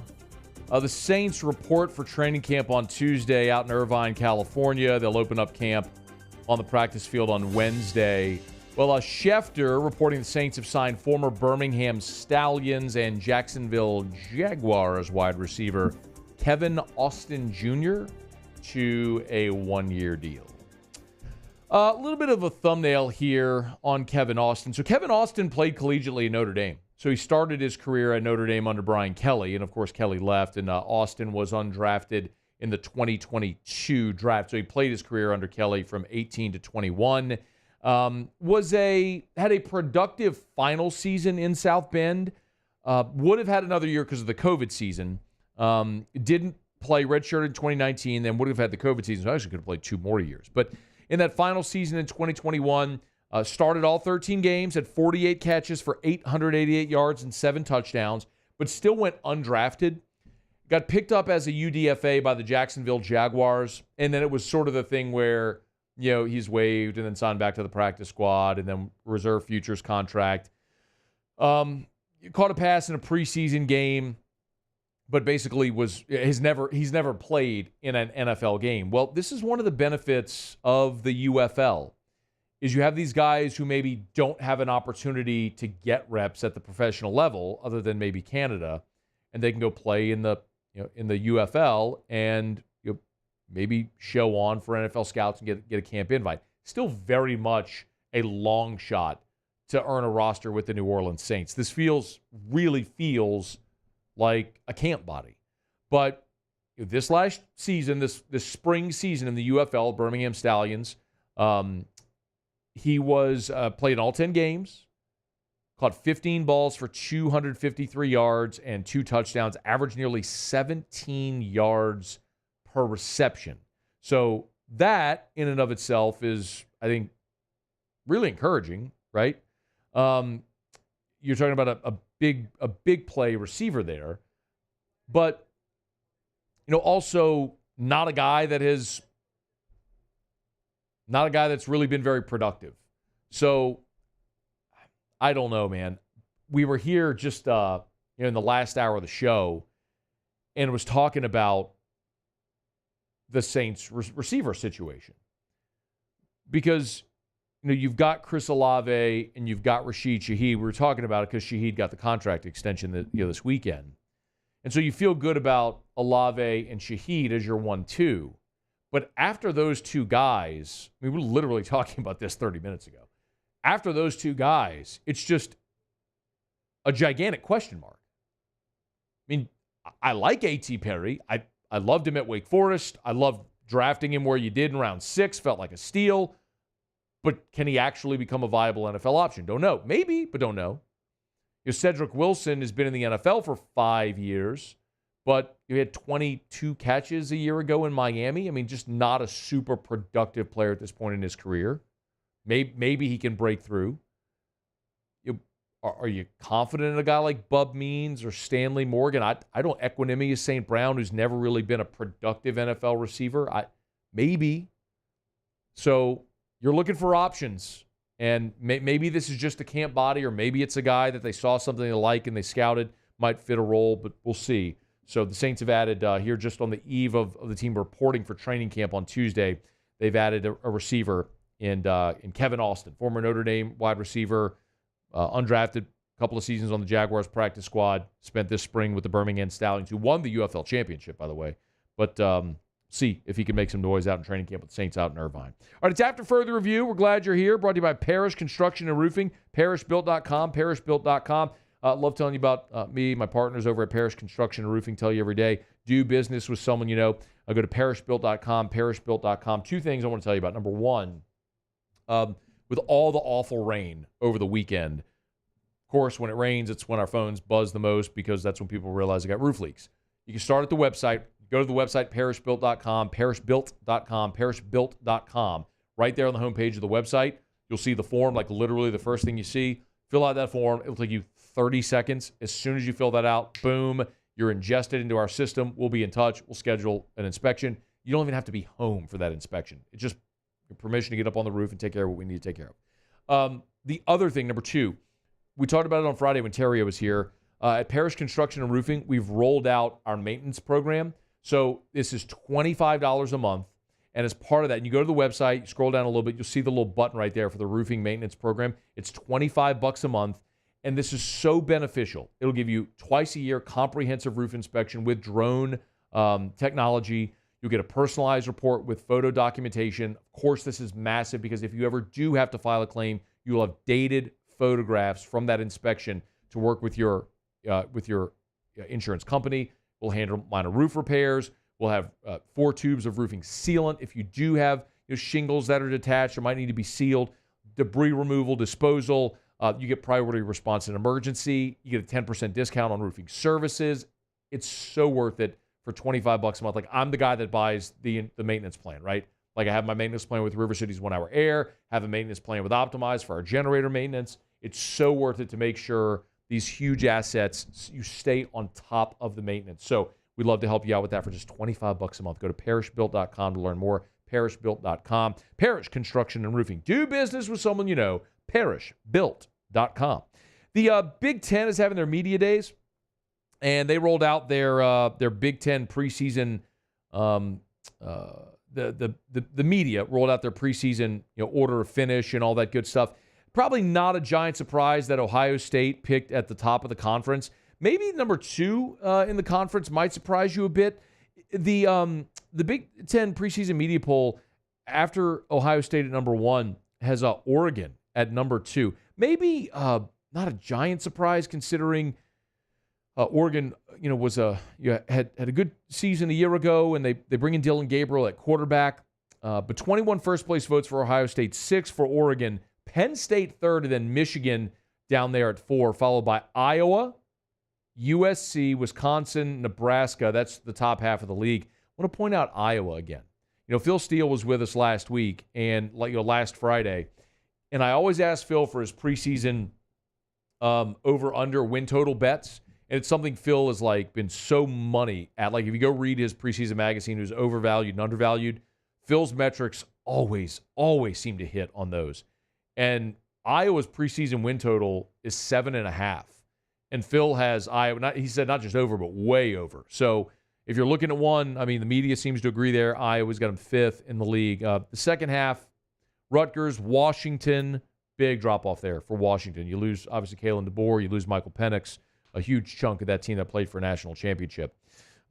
Maryland, Minnesota, Illinois, Northwestern, UCLA, who LSU plays, down at 15th.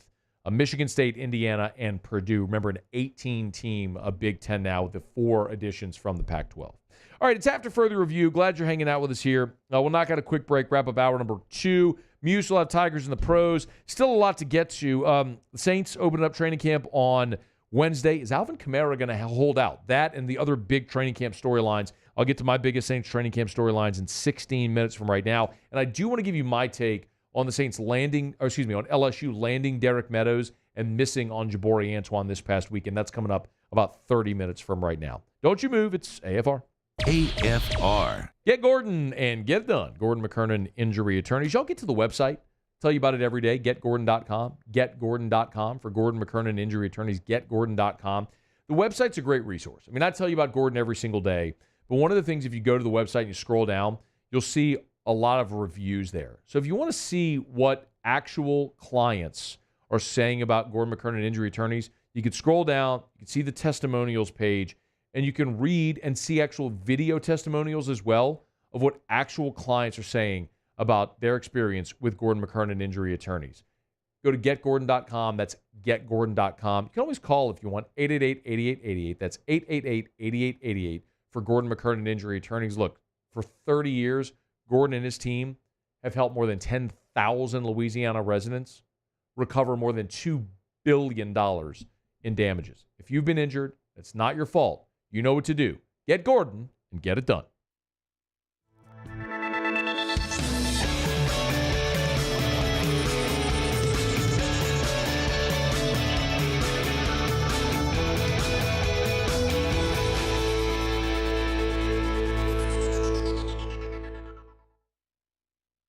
Gulf Coast Bank and Trust is giving our customers the power to bank anywhere, anytime during this challenging event. And we're right there with you. Our mobile banking app is a smart way to manage your money and time. Gulf Coast Bank and Trust, the bank that cares about you. At Relief Windows, we're more than windows. We're windows, doors, hardy plank, and vinyl siding. But our number one product is always customer satisfaction. Visit us online at reliefwindows.com.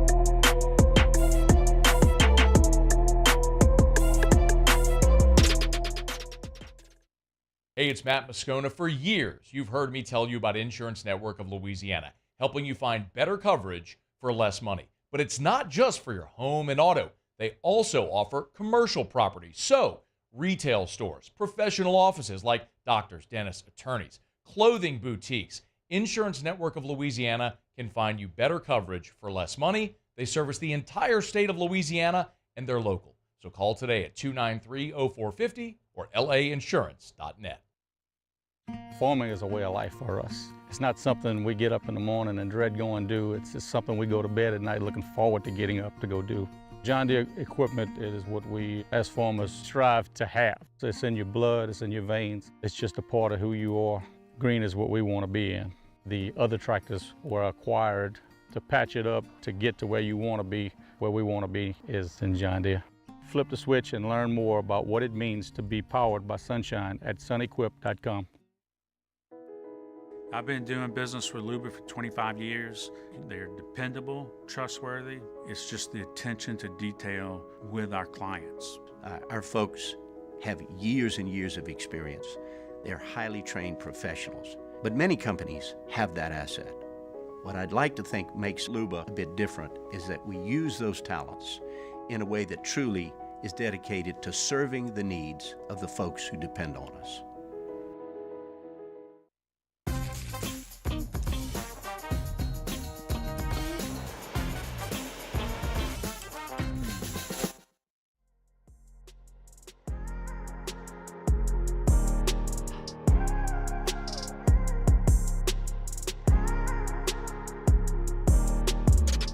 After further review, presented by Relief Windows, windows, doors, siding. Oh yeah, they also do interior shutters.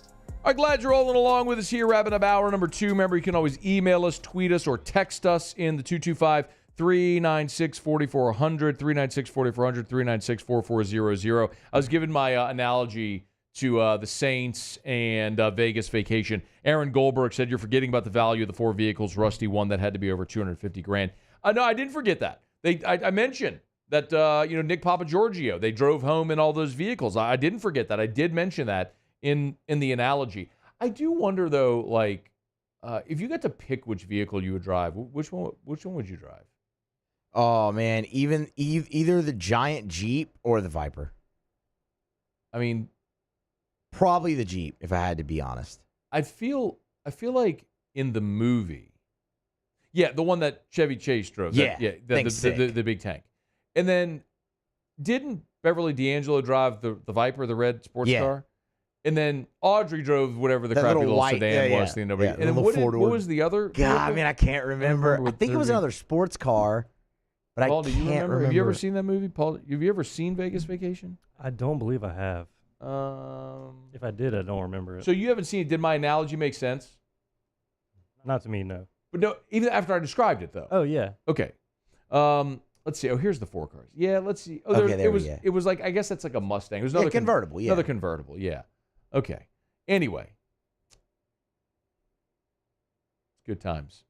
Terrible movie. It's not terrible. Nah, it's a terrible European Vacation. Terrible movie. Terrible movie. Just making the most out of the franchise, which I don't fault them. It had its moments, but it's a terrible movie. We're going to agree to disagree.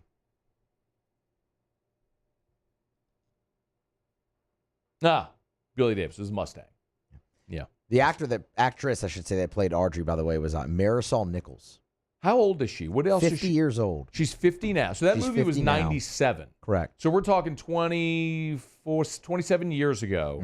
So she'd have been 23 in that movie. And so she's 50 now, which makes you feel old. Was she in anything else? Not anything of really note. I mean, Felon. You ever seen Felon? No. The Valet. Spiral. I'm actually probably the wrong person to ask, like, what else was she in? Because that's assuming I've seen anything else. Not a really big movie guy. Yeah, there's nothing of note. Okay. On her filmography. And throw Vegas Vacation in that as well, because that's not really of note. It's well known. Musso, Tigers in the Pros.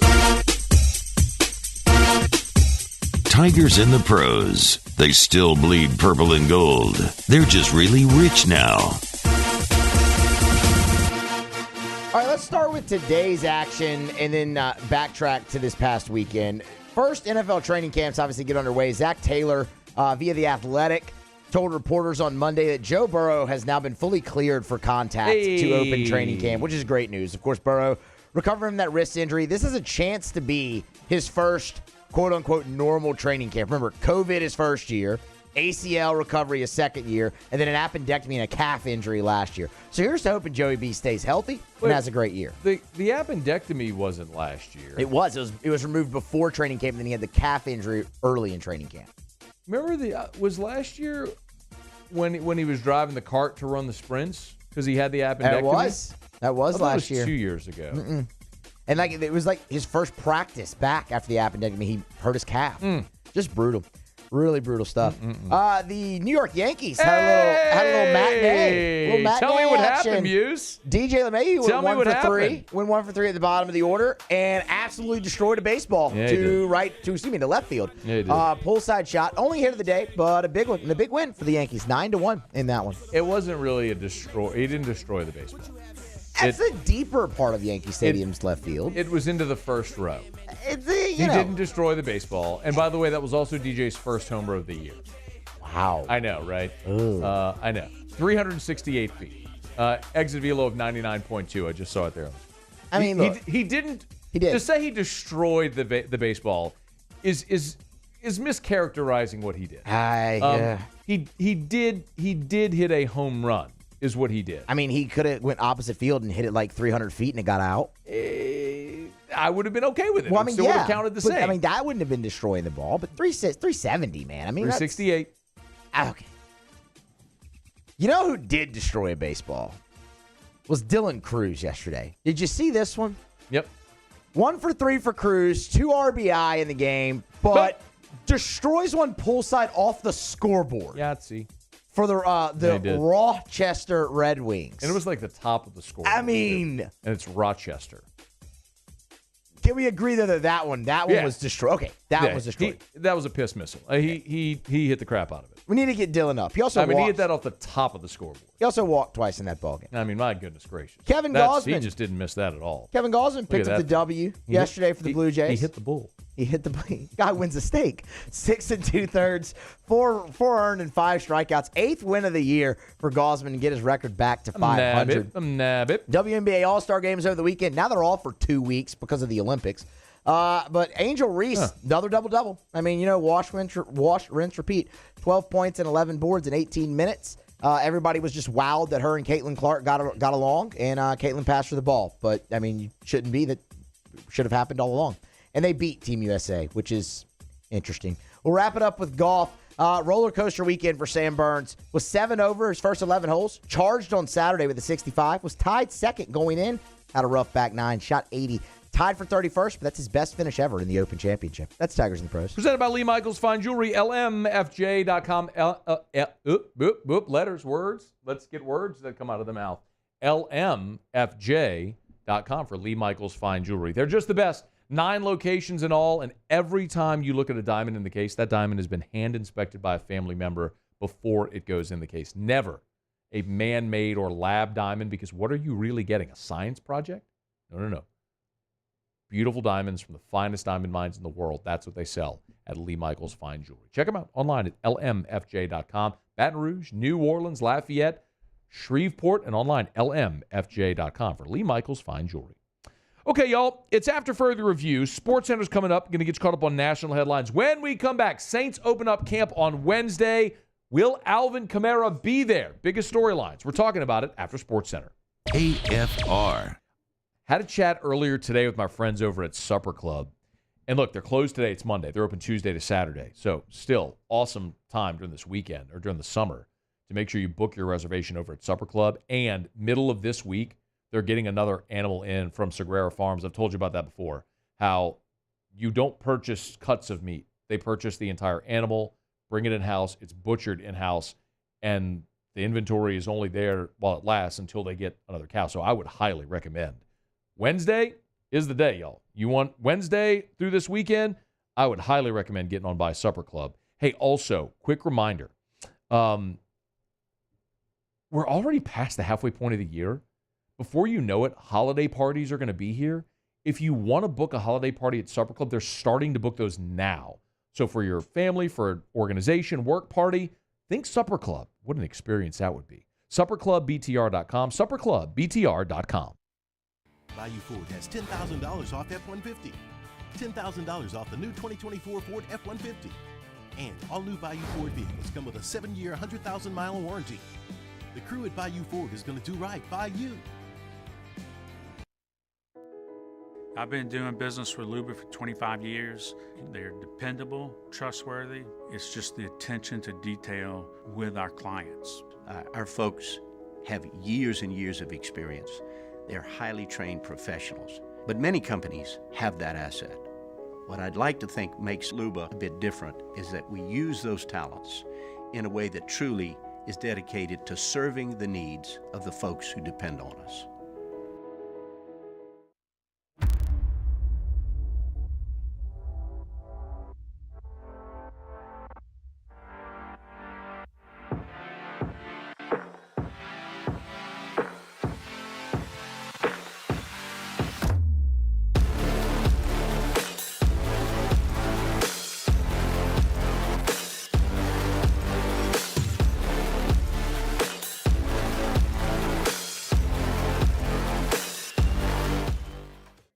Gulf Coast Office Products is a nationally recognized Savin office equipment dealer based right here in Louisiana. Over 100 employees strong, Gulf Coast has the boots on the ground to support all vertical markets, from education, engineering, legal, and finance. With the latest in office technology, from desktop to production segment units, Gulf Coast and Savin have the perfect fit for you.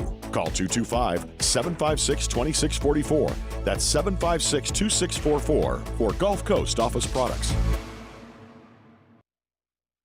Jerry and Benny Payne began Central Plumbing Company out of their driveway in Tanglewood subdivision.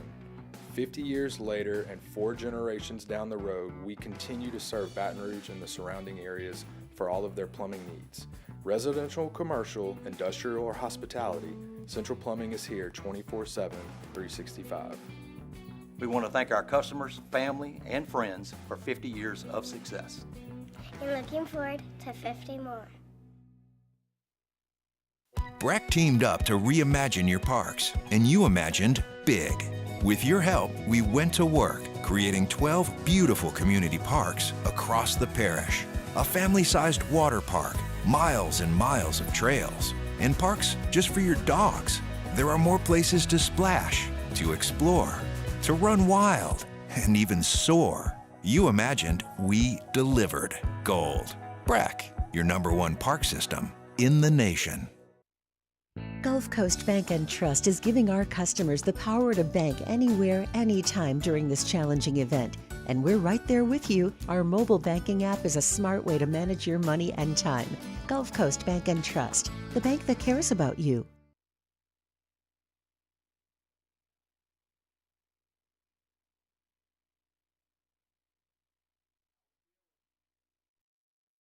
This is SportsCenter.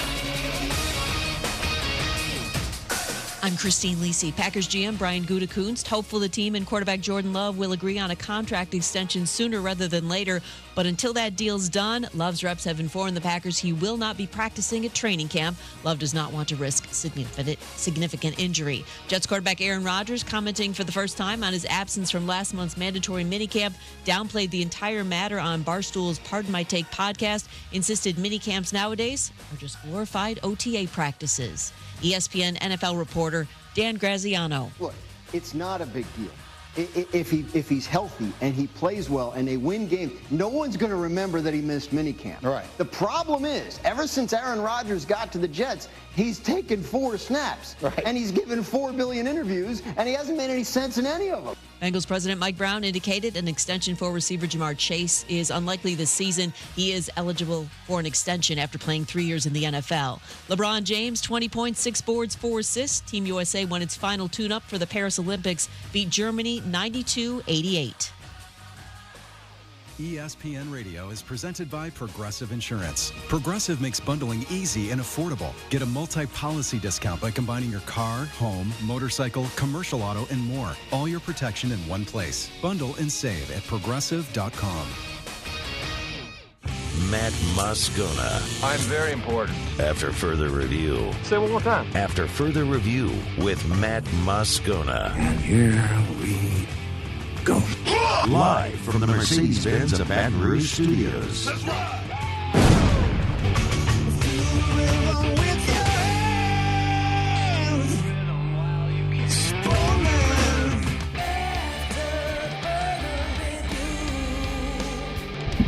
Hour 3, off we get. Welcome aboard. Glad you're with us. AFR presented by Relief Windows. I'm Matt. You're a loser, Matt! Hey, shut up, kid. Paul O'Neill. They're chanting Paul O'Neill's name. Yusuf. And Mr. Toby Tomplay.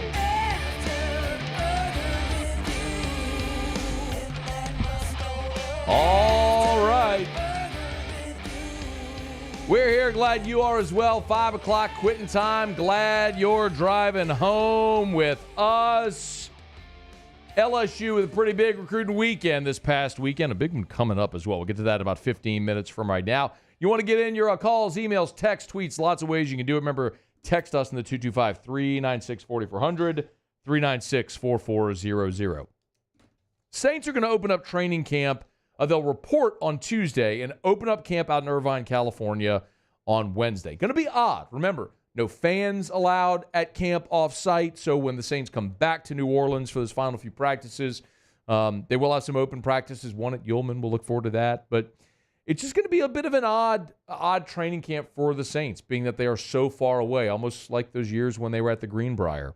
I got asked over the weekend if I thought the Saints going to a more moderate temperature was kind of making them soft, like those years they were at the Greenbrier and they went 7-9 back-to-back years. Maybe, and I do obviously have talked plenty to guys who were on those Saints teams, like Scott Shanley, our buddy, who, that 06 camp out in Jackson, Mississippi, Sean Payton's first, that they said was like Junction Boys type stuff. But remember also, that was a time in the NFL where you could have 2-a-day practices. That doesn't exist anymore. The CBA has eliminated a lot of that stuff out of there. And there's also really good franchises that exist in mild weather climates that have practice and do pretty well. I mean, the Kansas City Chiefs, they're pretty good. They're not sweating it out in 120-degree temps in South Louisiana. So I think it's more of an issue for the Saints as far as their roster and getting older and just not being what they were during their heyday. And one of those players that we're keeping an eye on, obviously, is going to be Alvin Kamara. We're waiting to see if Kamara is going to show up for training camp. Remember, when the Saints were having minicamp back in June, Kamara left minicamp early. It was an unexcused absence. He was out there working, doing stretching, and then just left.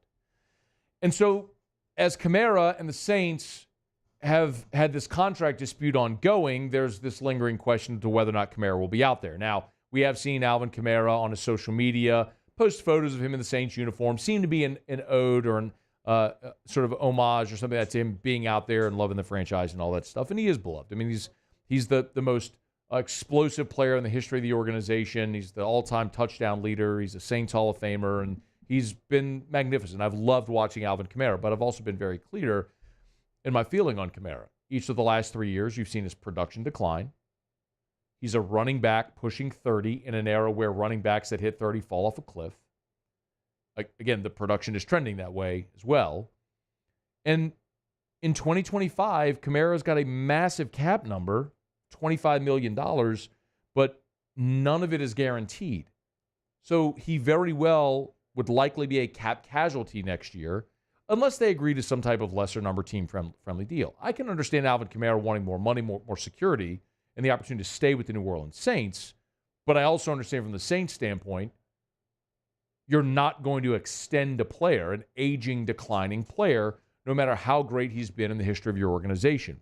So I don't know where the common ground is there with Alvin Kamara, but the giant question is if he's going to show up. By the way, Nick Underhill, NewOrleans.football, had this report earlier on Monday about Kamara. As far as I've been able to find out, not a whole lot of progress has been made behind the scenes on his next contract. Now, Kamara has made this an issue because he left the last day of minicamp and let people know through back channels that he was looking for a new deal. So for him to be available at the start of camp, it would theoretically seem like he needs that new contract. But is it going to come? And what is actually Kamara's leverage if he does not get the new contract? This is a situation that's going to be interesting to see how it plays out because Kamara right now is 29. Next year, he's going to be 30. So getting a long-term deal might be difficult, but he's going to try to figure out how to get that done. And depending on where that conversation stands when Tuesday comes around, he may or may not be on the field. Nick Underhill, again, NewOrleans.football with that report. Good work there by Nick. Make sure you follow all the guys on all their socials. The thing that Nick said is about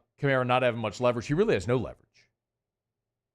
I mean, he doesn't have any guaranteed money on the contract next year, and he is a declining player. I mean, the only way, potentially, that Kamara regains any leverage is to go play this year and play really well. That's it. The Saints don't have to move on this, and they shouldn't.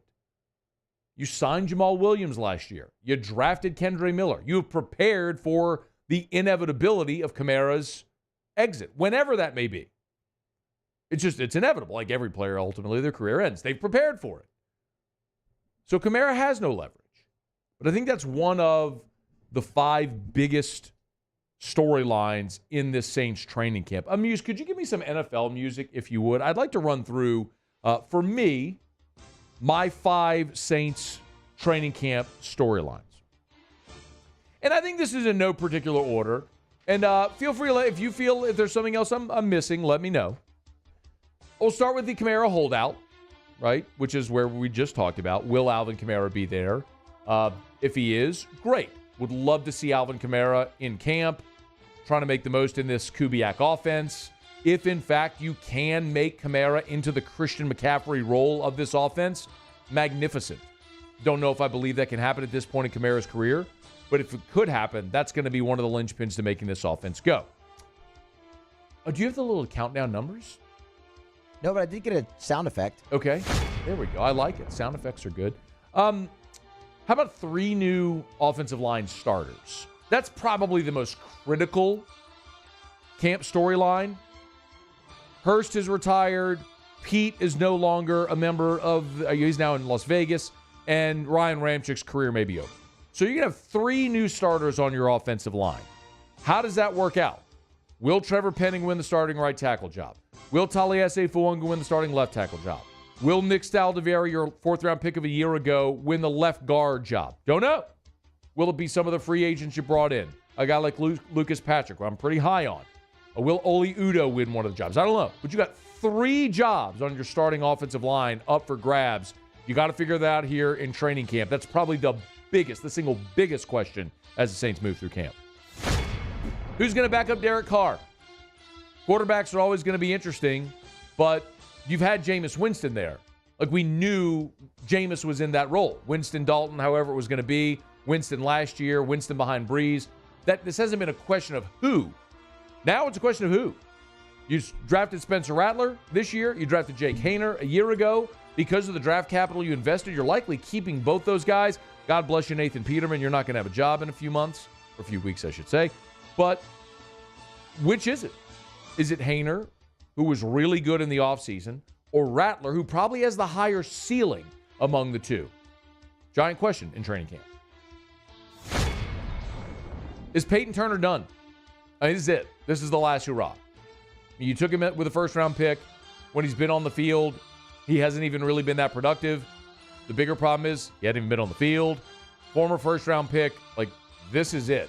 If you don't make an impact in camp, they're probably not even keeping you on the roster because of the move to go out last year and draft Isaiah Foskey, and this year to bring in Chase Young, along with paying Carl Granderson. You've still got Cam Jordan as well. Tano Passanio injured might open the door, but like, there's a real chance that Peyton Turner doesn't even make this team if he can't show some progress here in camp. And draft busts. Trevor Penning, are you a draft bust? Peyton Turner, are you a draft bust? Isaiah Foskey was a healthy scratch most of his rookie year. Saints have invested a lot of early round capital on these linemen, who I think in this camp we're going to find out if they have any NFL future with the Saints organization. All right, there's 5 storylines I'm looking for as the Saints report on Tuesday and begin practice out in Irvine on Wednesday. Anything I missed? Anything you can think of? Anything I missed? Not that you missed. The only thing, 2 things that I would add would be the third wide receiver, as we just talked about a little bit earlier in the show. What about the third, fourth, and fifth? The third, fourth, and fifth, that works too. Anyone behind Olave and Shaheed, right? Yeah. And then the injured players like Juwan Johnson and Chase Young, who they thought they might have at some point in camp, do they return? Yeah. Tano Passanio as well. Passanio, yeah. Back. Because tight end's ugly right now. They were so bad at that spot a year ago. Yeah. And look, Foster, obviously, I hope Foster in this offense makes more sense, more of a prototypical tight end. I've had my questions about whether Juwan Johnson fits in this offense either way. Just because Kubiak, we talked about it a ton, but Kubiak just doesn't use, like, Kubiak uses a more traditional tight end. So I don't know that Juwan Johnson fits. And what do you do with Taysom? Like, how does he fit in this offense? I don't know, man. Holker, the undrafted guy who they're all high on. I mean, give me a break. If Dallin Holker, how about this for an Old Takes Exposed candidate? If Dallin Holker becomes like an all-pro tight end, I'll quit my job. No. Oh, no. Dallin Holker. But that's where the Saints are. You're trying to convince yourself that an undrafted free agent out of Colorado State's all of a sudden going to be a dude. We did it last year with the kid from Pitt. What was his name? Exactly. You know what I'm talking about? You know what I'm talking about? Yes, and I right? can't. Some undrafted free agent kid, tight end from Pitt, who everybody, he's the next, blah, blah, blah. No, he's not. He didn't make the team. He stinks. If he's good, he'd have been Michael Mayer, right? He'd have been drafted high and made the team. He'd have been Brock Bowers. All right, not Brock Bowers, because he's really good. He's kind of elite, yeah. And, I mean, then Michael Mayer got drafted really high, and he really hadn't done much either. All right, big recruiting weekend for LSU. We'll talk about it next, AFR. AFR. Brought to you by Action Industries, actionindinc.com. Action Industries Incorporated since 1982. Hey, look, you know this as well as I do. If you're a maintenance manager, turnaround coordinator in one of the plants, you know this. You don't get hired without having an exceptional safety record. Well, Action Industries, their safety rating beats the industry standard. That's number one. Number two, company like Action, they thrive on repeat business. And you don't hang around for 42 years if you're not getting repeat business. And they've obviously been able to do that because of their exceptional work. But at Action Industries, they also have fabrication shop services. Pipe, structural steel, pressure vessels. So impressive, man. I was actually out in Belrose at their plant watching them fabricate one of these gigantic pressure vessels. It's incredible to see. I mean, you all know that if you know it. Anyway, it's Action Industries, proud partner of LSU Athletics. Bayou Chrysler Dodge Jeep Ram is taking $20,000 off new 23 Ram 1500 trucks. We're open for business in our beautiful new showroom and taking $20,000 off the powerful Ram truck.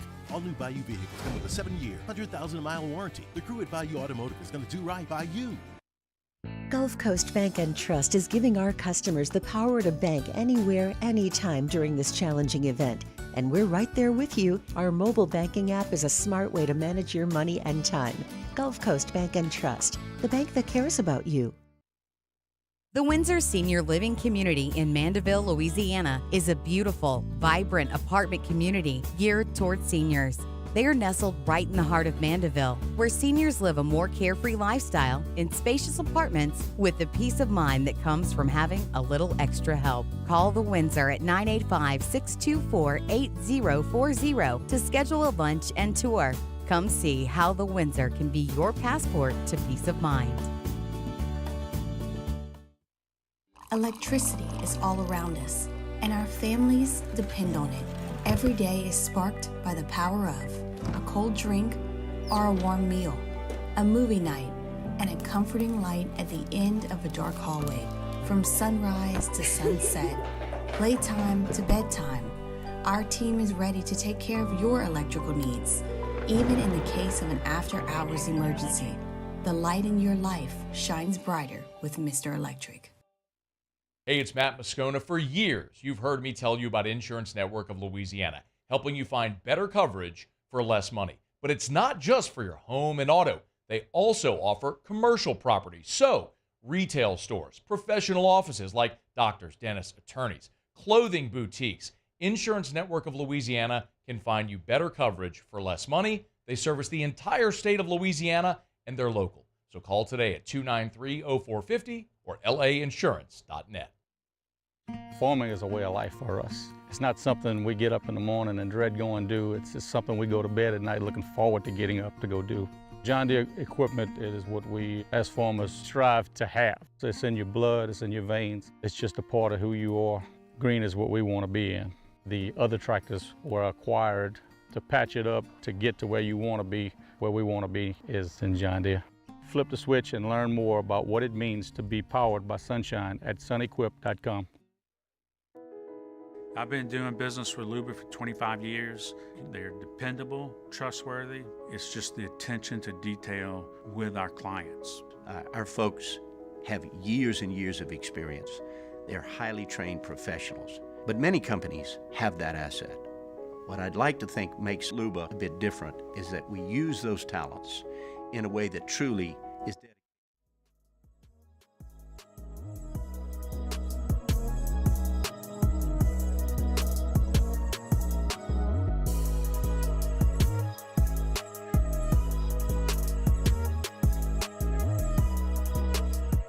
After further review, presented by Relief Windows, windows, doors, siding. Oh yeah, they also do interior shutters. Hey, you know what you do whenever you get busted for doing something wrong and you take the fall and you'll never get to work in that profession again? Find another job? I don't know. What do you mean? Yeah, you let Netflix pay you to tell the story and you do the documentary. Oh, yeah. Yeah, that's what Connor Stallions is doing. Smart move. You know, he's the Michigan guy who was doing all the sign stealing videos and everything. Well, he's agreed to do a documentary on Netflix. I'm going to watch it for sure. Mm-hmm. Because when you have someone who literally has nothing else to lose, why not be forthcoming? Like he'll never work in this again. So, I mean, he was the fall guy for Harbaugh. Harbaugh wins the Natty, gets the job in the NFL. He's clean as a whistle. All the Michigan players are good forever and ever. But Stallions is the guy who now is cloaked in all of the fungus from that story, so no one's ever going to hire him. So it's like, you're done, so just go tell your story. Yeah, interesting. Like Tim Donaghy with the betting ref, the betting ref guy. Write your book. Now, I don't believe everything. It's only one side of the story. And you ask 10 people, they'll probably tell 10 different versions with commonality. So you look for the overlap, the gray area, the truth in between. But I'll be curious to watch this. They'll be interested. The same Netflix series that this is did a documentary on Donaghy as well. It was very good. Oh, it was very good. Yeah, I didn't watch it, but I'll watch this. Maybe I'll go back and watch the Tim Donaghy thing. It was good. You should. The problem I have with the Tim Donaghy thing, and for those that don't know, Tim Donaghy was an NBA ref who admitted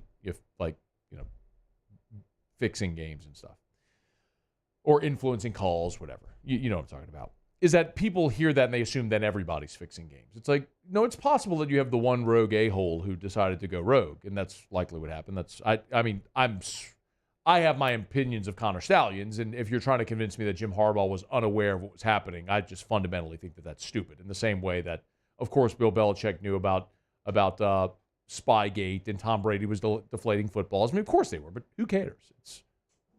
And the Astros are banging on trash cans. Oh, yeah, teams do stuff to get an edge. Whatever. Everyone does. It's just you find out about some of them. You don't find out about other ones, That's what it is. All right, it's after further review. Thanks for being here with us, y'all. Good Monday show. Good way to start the week. Excited as we're inching closer to football. It was a huge Saturday for LSU football. Derek Meadows, the 5-star wide receiver out of Bishop Gorman, picked the Tigers, and Jabari Antoine, the 4-star cornerback out of Westgate, New Iberia, picked Miami. I have some thoughts on both these. Let me start with the good news, which was Derek Meadows. So Meadows, for a long time, was thought to be a Notre Dame lean. LSU got in late, got him on campus for an official visit in June, a midweek official, not even a weekend, a midweek official visit. Made their push and ultimately got Derek Meadows in the class. He is rated as high as by 24/7 as the number 32 overall prospect in the country, a 5-star. LSU's now got 18 commits. He picked LSU over Notre Dame, Alabama, Georgia, Michigan, like the creme de la creme, right? And not only is he a big-time receiver, 6'6", 205, he's also a track star. He won the 5A state championship in the 300-meter hurdles and was one of the legs on the 4x400 relay team. Okay, so you're talking about huge dude, 6'6", 205, who runs the hurdles and sprints, right? It's a massive win. It's also like a punch in the nether region to the Notre Dame fans who were so salty, who said Brian Kelly couldn't recruit, then to go pluck a 5-star receiver away is pretty sort of a sweet poetic justice. The interesting thing about this, LSU has aimed high this recruiting cycle. Not that they don't always, but they've aimed high with national guys at receiver and corner. And it's kind of that you win some, lose some. They had Decorian Moore committed. He's now committed to Oregon. They took their swing at Khalil Lockett. It looks like he's going to go to Texas. They were in right there to the end on C.J. Wiley. He picked Florida State. Jamie French is a 5-star who's still on the board. It's an LSU-Texas battle. We'll see how it goes.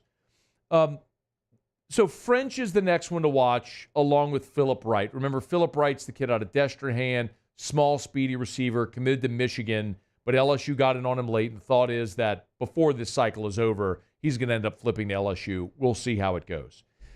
But when I look at receiver for 2025, it's why I think this Derek Meadows pickup is so big and why I think LSU's got to get even more. They've got Teron Francis out of Edna Carr already committed. He's a 4-star out of Louisiana.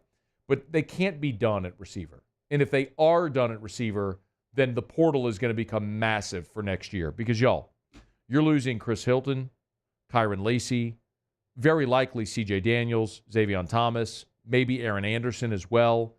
I mean, and that's not even accounting for whatever players may transfer out of the program.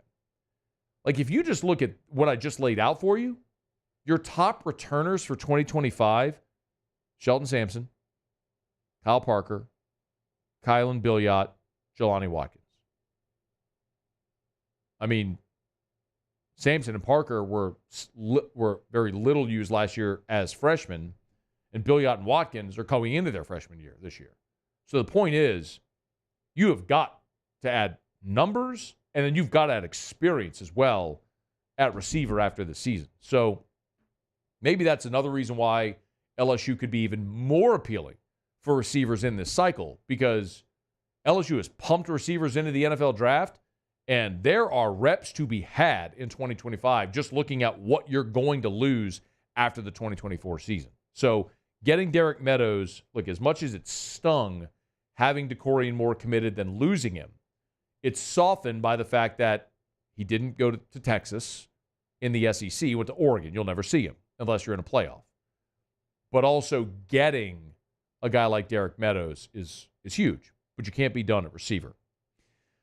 The other prospect that made their announcement on Saturday was Jabari Antoine, and this is one we've talked about a good bit. So Antoine is from Westgate in New Iberia, which is Corey Raymond's hometown, and he's the number 2 player in Louisiana for this recruiting cycle in 2025. missing out on Jabari Antoine to Miami, like there's no way around it. That stinks. It stinks. He's the number 2 player in the state. From New Iberia, right? Hometown for Corey Raymond. You bring back Corey Raymond, you expect to get guys like that.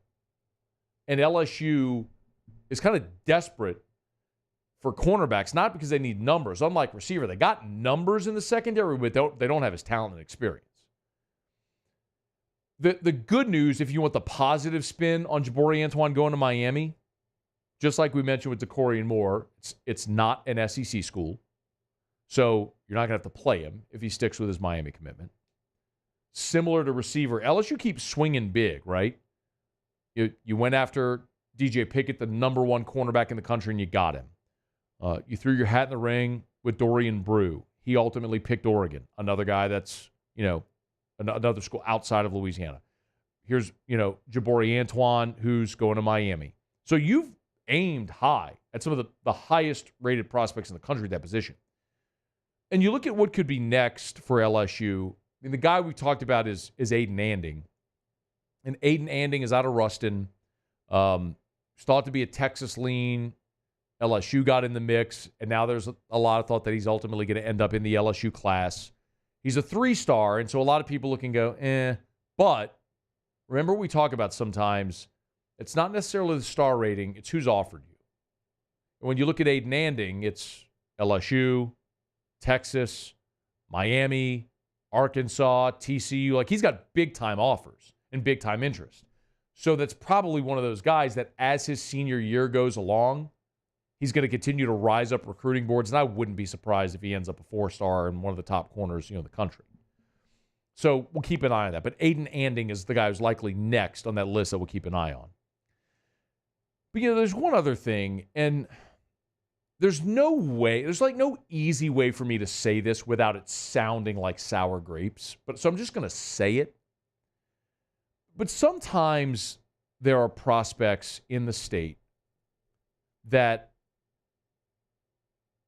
when you're the flagship, you have to recruit and you have to offer and you have to take if they want to pick your school. And all the while, sometimes maybe the coaching staff isn't as high on that prospect as maybe other prospects. And maybe you question what their actual ceiling is. Does it map to the recruiting ranking or whatever? Sometimes that's just optics. Like, you got to get the 4 or 5-star guy in your state, right? And when I'll give you some examples, and this will make sense when I do. Remember Ish Sofsher, the big defensive lineman out of A-Meet? Everybody wanted Sofsher. Talked about him forever. And ultimately picked Alabama. And he, after 1 year at Bama, went to USC, and quite honestly, I don't even know what he's doing now. And throughout that whole process, because it was the big defensive tackle from A-Meet, like, you wanted to get him, but when you talk to coaches around the program, it was like, man, you really wonder, does that kid love football? How's it actually going to translate? And it didn't. So you were no worse for the wear, really. As much as it stunk losing the player, the prospect, you see how it played out. And I want to be clear, too. I don't mean for this to be insulting to any. High school athletes don't ask for recruiting rankings. They don't ask to be put in any of that conversation. You know this. I go to great lengths not to insult ever high school athletes and college athletes. Like, they're trying their best, man. They're young people that are trying their best. But I'm just giving you some illustration, some context here. Hootie Jones.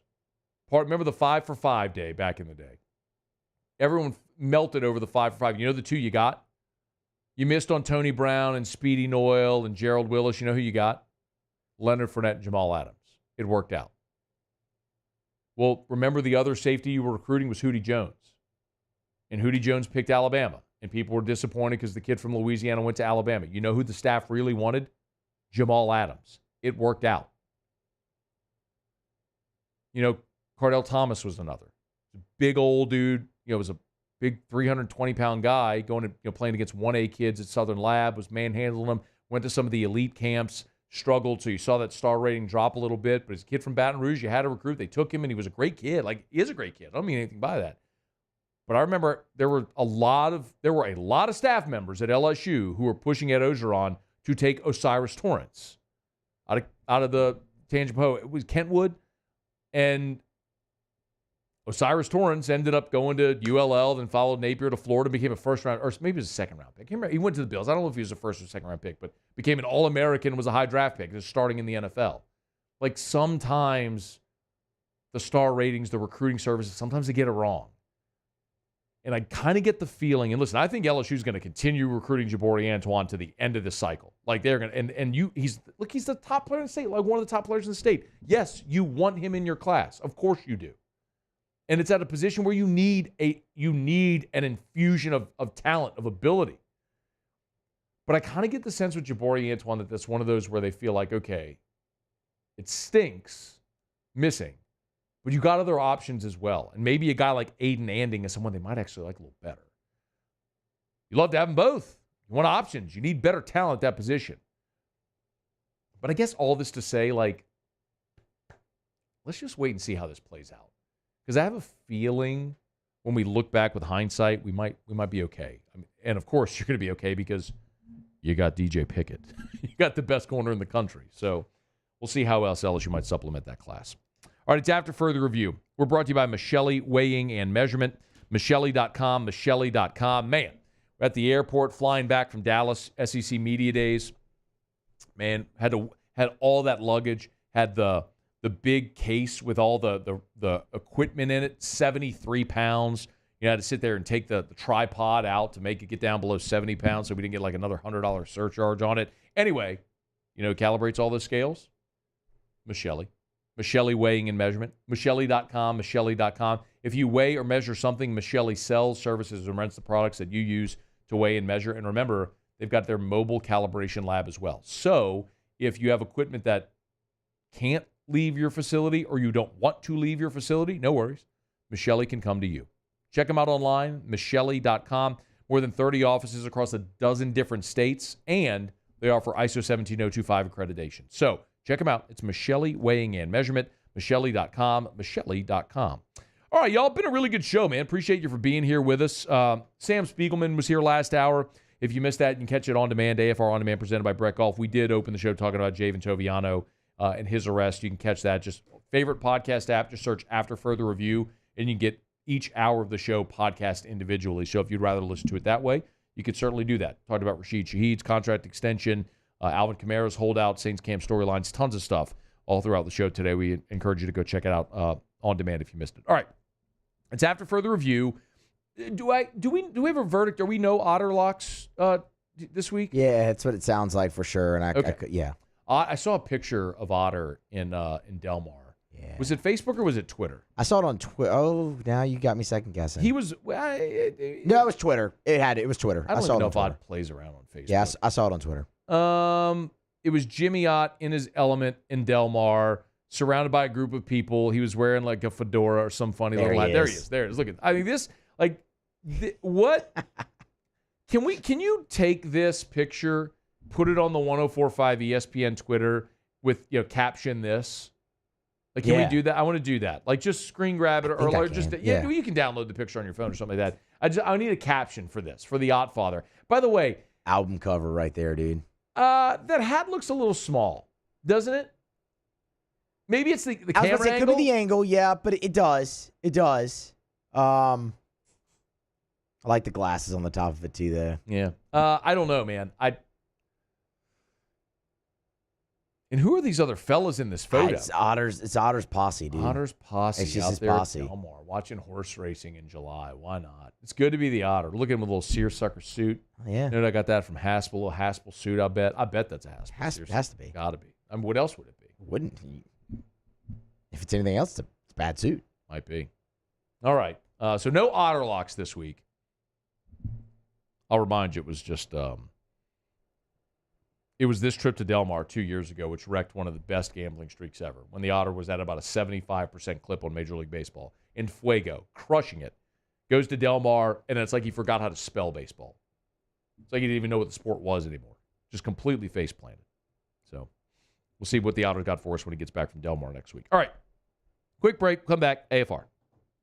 AFR. Man, I was swimming yesterday out in the pool when it's 100 degrees outside. It's the best possible way to just get a little comfortable in your outdoor space when it's 100 degrees outside. Erica was floating on a raft. I was drinking a nice cold Bud Light, just enjoying my pool. I'm telling you, if you've ever thought about building a pool in your backyard, you need to call Duplessis Builders.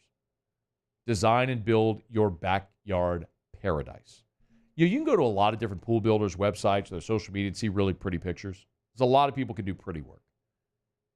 But how many companies do quality work? You see, that's where Duplessis Builders sets themselves apart. See, most companies give you a 1-year workmanship warranty. Like, that's the industry standard. Duplessis, 10 years. Why?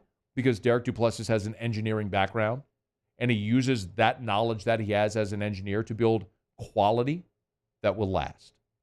It's DuplessisBuilders.net. DuplessisBuilders.net. There it is, the extra mile, on the border of expected and extraordinary, for those willing to go further, like vans customized for work or play, with safety and tech to keep you connected, supported by a 5-star sales, service, and finance team, and backed by the 1-star you know. So go the extra mile. It's never crowded, because Mercedes-Benz vans.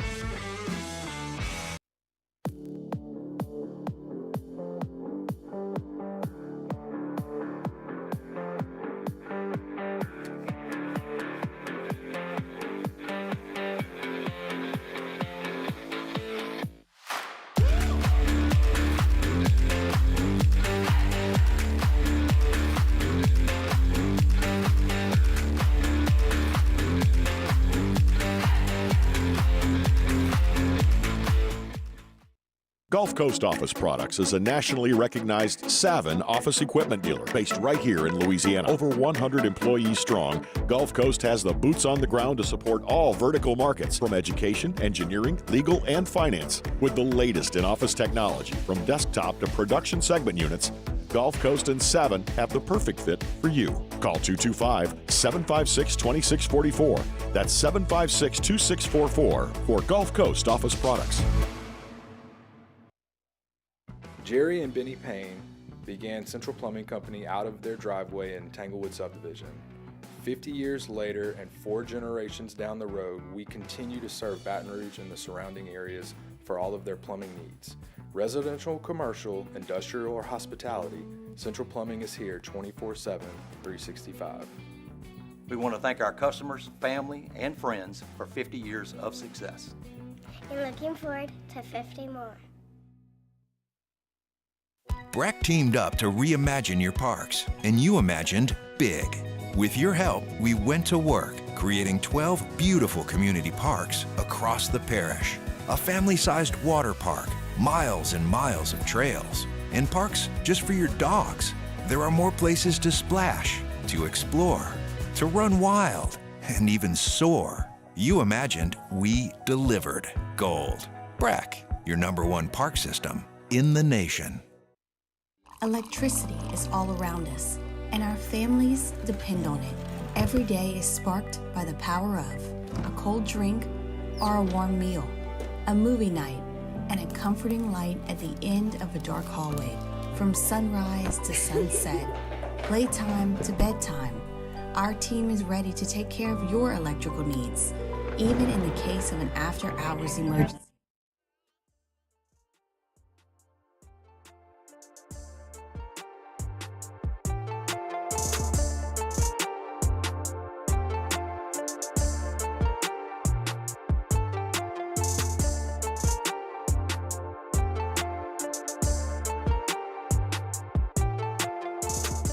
After further review, presented by Relief Windows, Windows, Doors, Siding. Oh yeah, they also do interior shutters.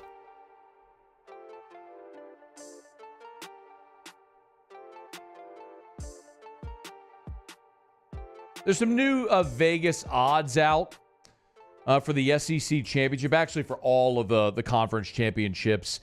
I guess this is only interesting as we look at the preseason media poll and the order of finish. Remember, Georgia was picked to win the league, followed by Texas, Bama, Ole Miss, LSU, then Missouri, Tennessee, Oklahoma A&M, Partridge in a Pear Tree and all that stuff. So DraftKings has updated the SEC championship odds coming the week here after SEC Media Days. Just to run through really quickly, I don't know that there's any great surprise, but maybe just interesting to compare side by side with the projected order finish of the media. So DraftKings has Georgia plus 200, followed by Texas plus 320. That would project those two to face off at least twice. Remember, they do play Georgia and Texas in the regular season. Ole Miss third plus 600, Alabama fourth at plus 800. That's inverted from the media. The media had Alabama third, Ole Miss fourth. The odds makers had Ole Miss third, Bama fourth. And that's, like, I had Ole Miss third as well. And just being very transparent, I went through all this last week. For me, every time I fill out something like this, and it's not to say that my opinion is any more valid than anybody else's in the preseason. It's just opinions, right? Who do you think finishes where, sort of thing. I look at who has the fewest questions against the most manageable schedule. So my take on Ole Miss has been, you return your quarterback. You're really good on both lines of scrimmage. You return your best receiver in Trey Harris. Yes, you lost Quinshon Judkins. That's a huge question mark, but they added a couple of running backs in the portal. They added Walter Nolan. They added a ton in the portal. And then you look at their schedule. Ole Miss's schedule is insanely manageable. They have to go to Baton Rouge, and they get Georgia at home. Other than that, yes, they got to play the Egg Bowl, and it's the SEC. There's landmines, but I would assume Ole Miss would be favored in every game they play except maybe those two.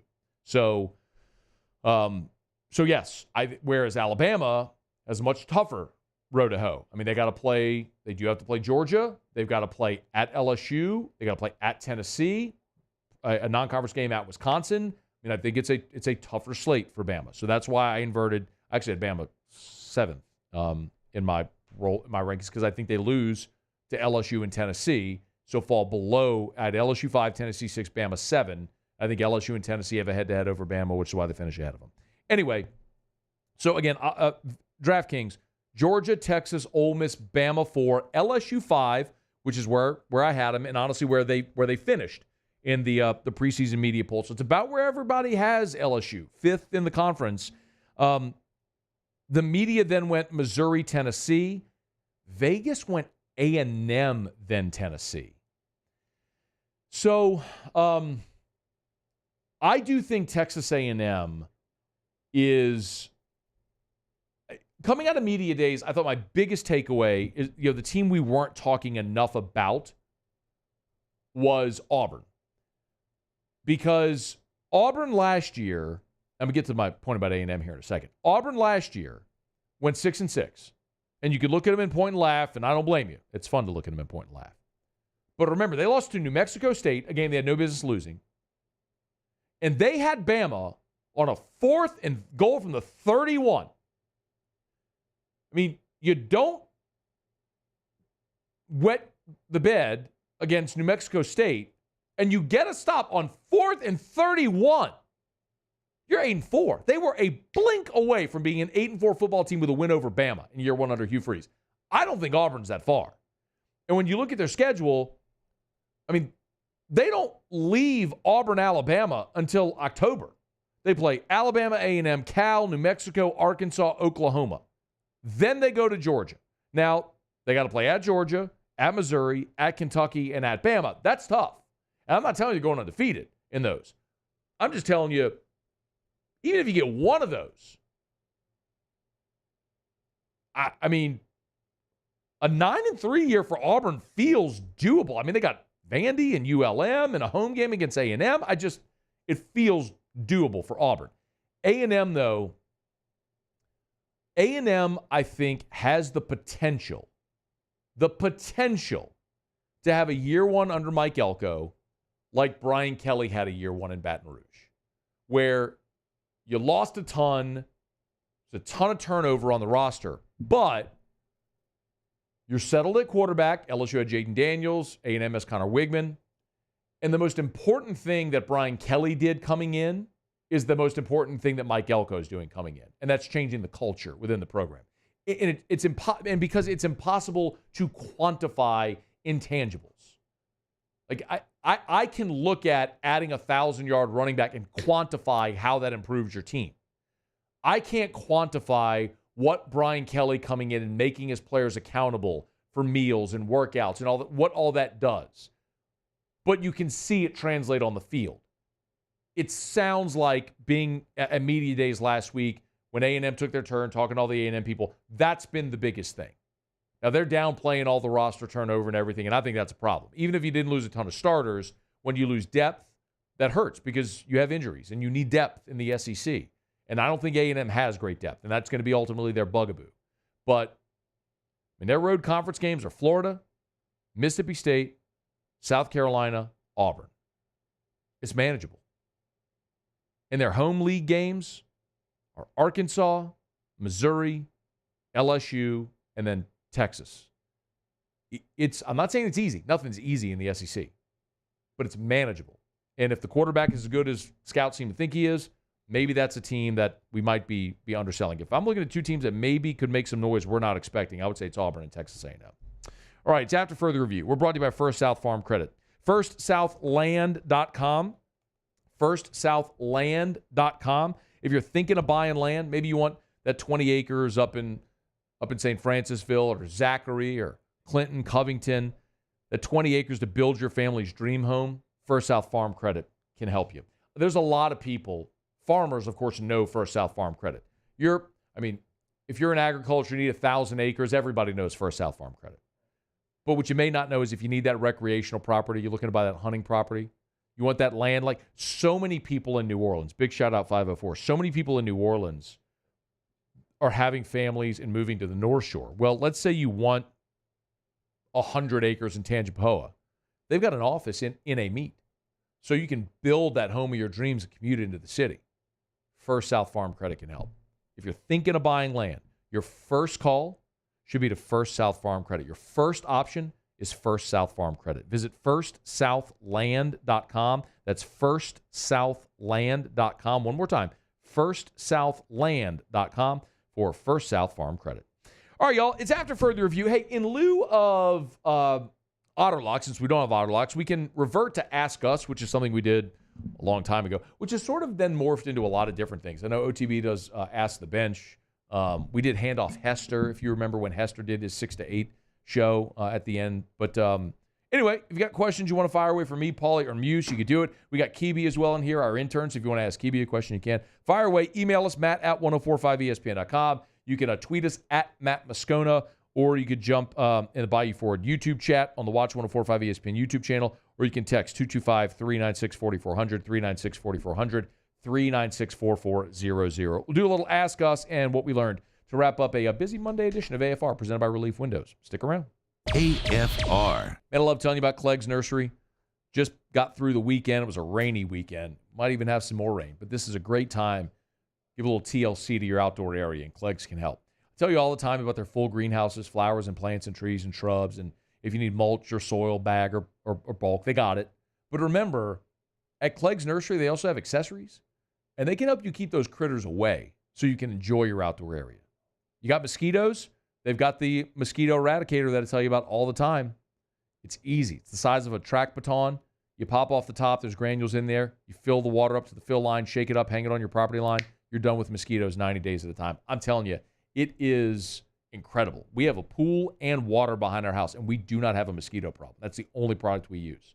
You can get it at Clegg's Nursery. You need snake away or anthill killer or wasp spray or anything like that, they've got it all at Clegg's Nursery. So you know what to do. Get by any of the 4 locations. Buy local, shop local. Tell them Matt sent you in to Clegg's Nursery.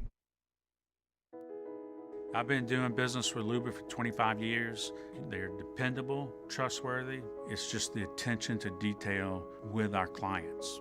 Our folks have years and years of experience. They're highly trained professionals. But many companies have that asset.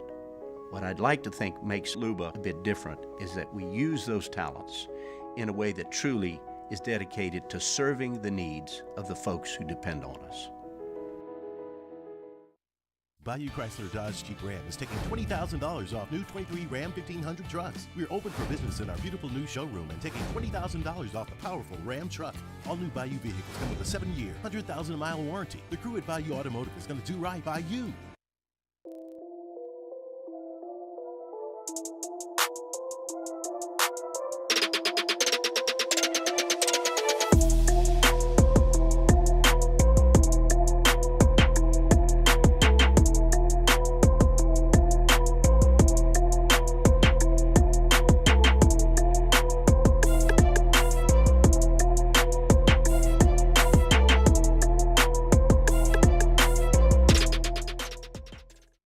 Hey, it's Matt Moscona. For years, you've heard me tell you about Insurance Network of Louisiana, helping you find better coverage for less money. But it's not just for your home and auto. They also offer commercial property. So, retail stores, professional offices like doctors, dentists, attorneys, clothing boutiques. Insurance Network of Louisiana can find you better coverage for less money. They service the entire state of Louisiana, and they're local. So call today at 293-0450 or lainsurance.net. Farming is a way of life for us. It's not something we get up in the morning and dread going do. It's just something we go to bed at night looking forward to getting up to go do. John Deere equipment is what we as farmers strive to have. So it's in your blood, it's in your veins. It's just a part of who you are. Green is what we want to be in. The other tractors were acquired to patch it up to get to where you want to be. Where we want to be is in John Deere. Flip the switch and learn more about what it means to be powered by sunshine at sunequip.com. Gulf Coast Office Products is a nationally recognized Savin office equipment dealer based right here in Louisiana. Over 100 employees strong, Gulf Coast has the boots on the ground to support all vertical markets, from education, engineering, legal, and finance. With the latest in office technology, from desktop to production segment units, Gulf Coast and Savin have the perfect fit for you. Call 225-756-2644. That's 756-2644 for Gulf Coast Office Products. At Relief Windows, we're more than windows. We're windows, doors, hardy plank, and vinyl siding. But our number one product is always customer satisfaction.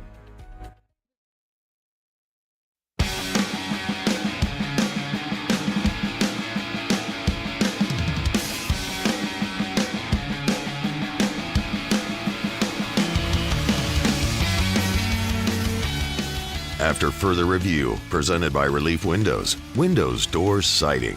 Oh yeah, they also do interior shutters. Down the stretch we come, final segment here on a Monday edition of AFR presented by Relief Windows. Love telling you about Relief Windows, of course. So thrilled to have had the relationship with Brandon Holly that we've had for a decade now. They're just the best. If you need windows, doors, siding, or shutters as well, they do it all at Relief Windows and reliefwindows.com. All right, so no otter locks. Jimmy's at Delmar. By the way, hat tip to everyone who has gone on to Twitter or X. Muse posted the photo there of Jimmy and his band of merry handicappers. And well, Paul, I'll just need you to pull up the tweet. We did a caption this. Clayton Knight, the hats were free. That's really good. That is good. Music and sports guy. Looks like a barbershop quartet. It kind of does. It kind of does. Except there's 5 of them. Yeah, that's true. That would be a quintet. Yep. With 5 of them, actually. Well, actually, music and sports guy said worst barbershop quartet. This was the one. Dustin B said worst barbershop quintet ever. Yeah. That's way better. That's way better. Stephen Miller. Lock of the week. You can never go wrong. Naturally. Timeless. Yes, timeless. You can never go wrong. Anyway, if you want to caption it, go to find at 1045 ESPN on Twitter. All right. Where was it? There it is. All right. Ask us. This is from Goat Sports at GEAUXT, Goat Sports. Hey. In 3 years from now, what side of the ball will LSU's strength be? Offense or defense? Historically, the answer is on D, but that's swung fully the other way of late. Where does the pendulum settle going into year 6 of the BK era? Well, if you ask me in 3 years from now, that would trend to be Bryce Underwood's junior season. I think it's hard to look anywhere other than that when you have the 5-star number 1 player in the country who's said to be a transcendent talent, the most important position in team sports. I would love it if the defense is better. But when you have an offense that's really good and scores a bunch, we saw what happened in the 2019 season as well. Your defense is on the field a lot. So, it's true. And plus, I just think football has just shifted to be a more offensive game. The offense is the answer. I mean, it's not just Underwood. The way they're recruiting on that side of the ball, and you add in what Brad Davis is doing on the offensive line. Yeah, I mean, it's going to be offense. Greg Lehman, ask us, Matt, what's the next country that you want to visit? That's easy for me. It's Italy. It's my dream vacation. I want to go do like a month in Italy. I would always love to go there. We were planning a trip to Italy when Erica got pregnant with Drew. And then obviously we found out Drew was going to be really sick, and it's 10 years later, and we haven't gone. So that's why I always encourage young people, like when you get married, before you have kids, do everything you want to do. Do it all. Like just go to the movies on a Tuesday night because you can. Just, are you looking at that clock? Yeah. Oh, your clock is off. I was like, are you watching SportsCenter or why are you not paying attention? We're trying to come down the stretch here. It's like the end of the show. All right, that's going to do it for us. Muse, Paulie, appreciate it. Kiwi, thanks as well. Y'all have a great night. We'll see you tomorrow for AFR 3 o'clock. AFR. As we get on down the road, let me remind you about South Point Volkswagen, southpointvw.com. My goodness, I am so excited to tell you about this. Yes, the South Point Volkswagen Summer Sales Event is going on. And I am excited about that, but that's not the thing I'm most excited about. There's great deals with the South Point Volkswagen Summer Sales Event. Highly recommend you go check them out. A 2.9% APR for 60 months on 2024 Jetta. But this is the thing I'm so excited to be able to tell you about over at South Point Volkswagen. The ID Buzz is coming very soon. It is the Volkswagen Beetle van, the bus, that's going to be an electric bus. And they're only getting 7 of them. South Point Volkswagen is only going to get 7 of these vehicles. So, might I recommend, if you are interested, you reserve one of your 7 right now. Go to the website. There's a Reserve Now tab. Go to the website. Reserve your ID Buzz, which is coming soon to South Point Volkswagen. Airline just north of Highland or southpointvw.com. South Point Volkswagen. What's your direction?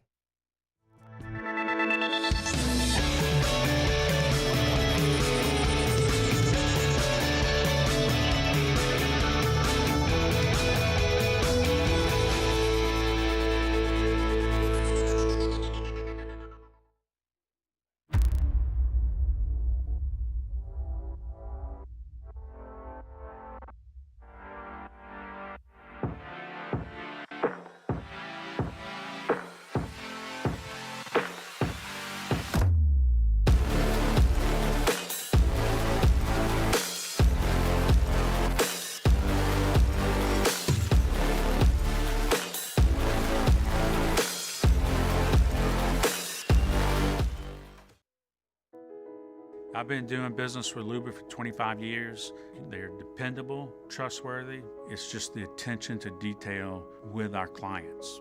Our folks have years and years of experience. They're highly trained professionals. But many companies have that asset. What I'd like to think makes Luba a bit different is that we use those talents in a way that truly is dedicated to serving the needs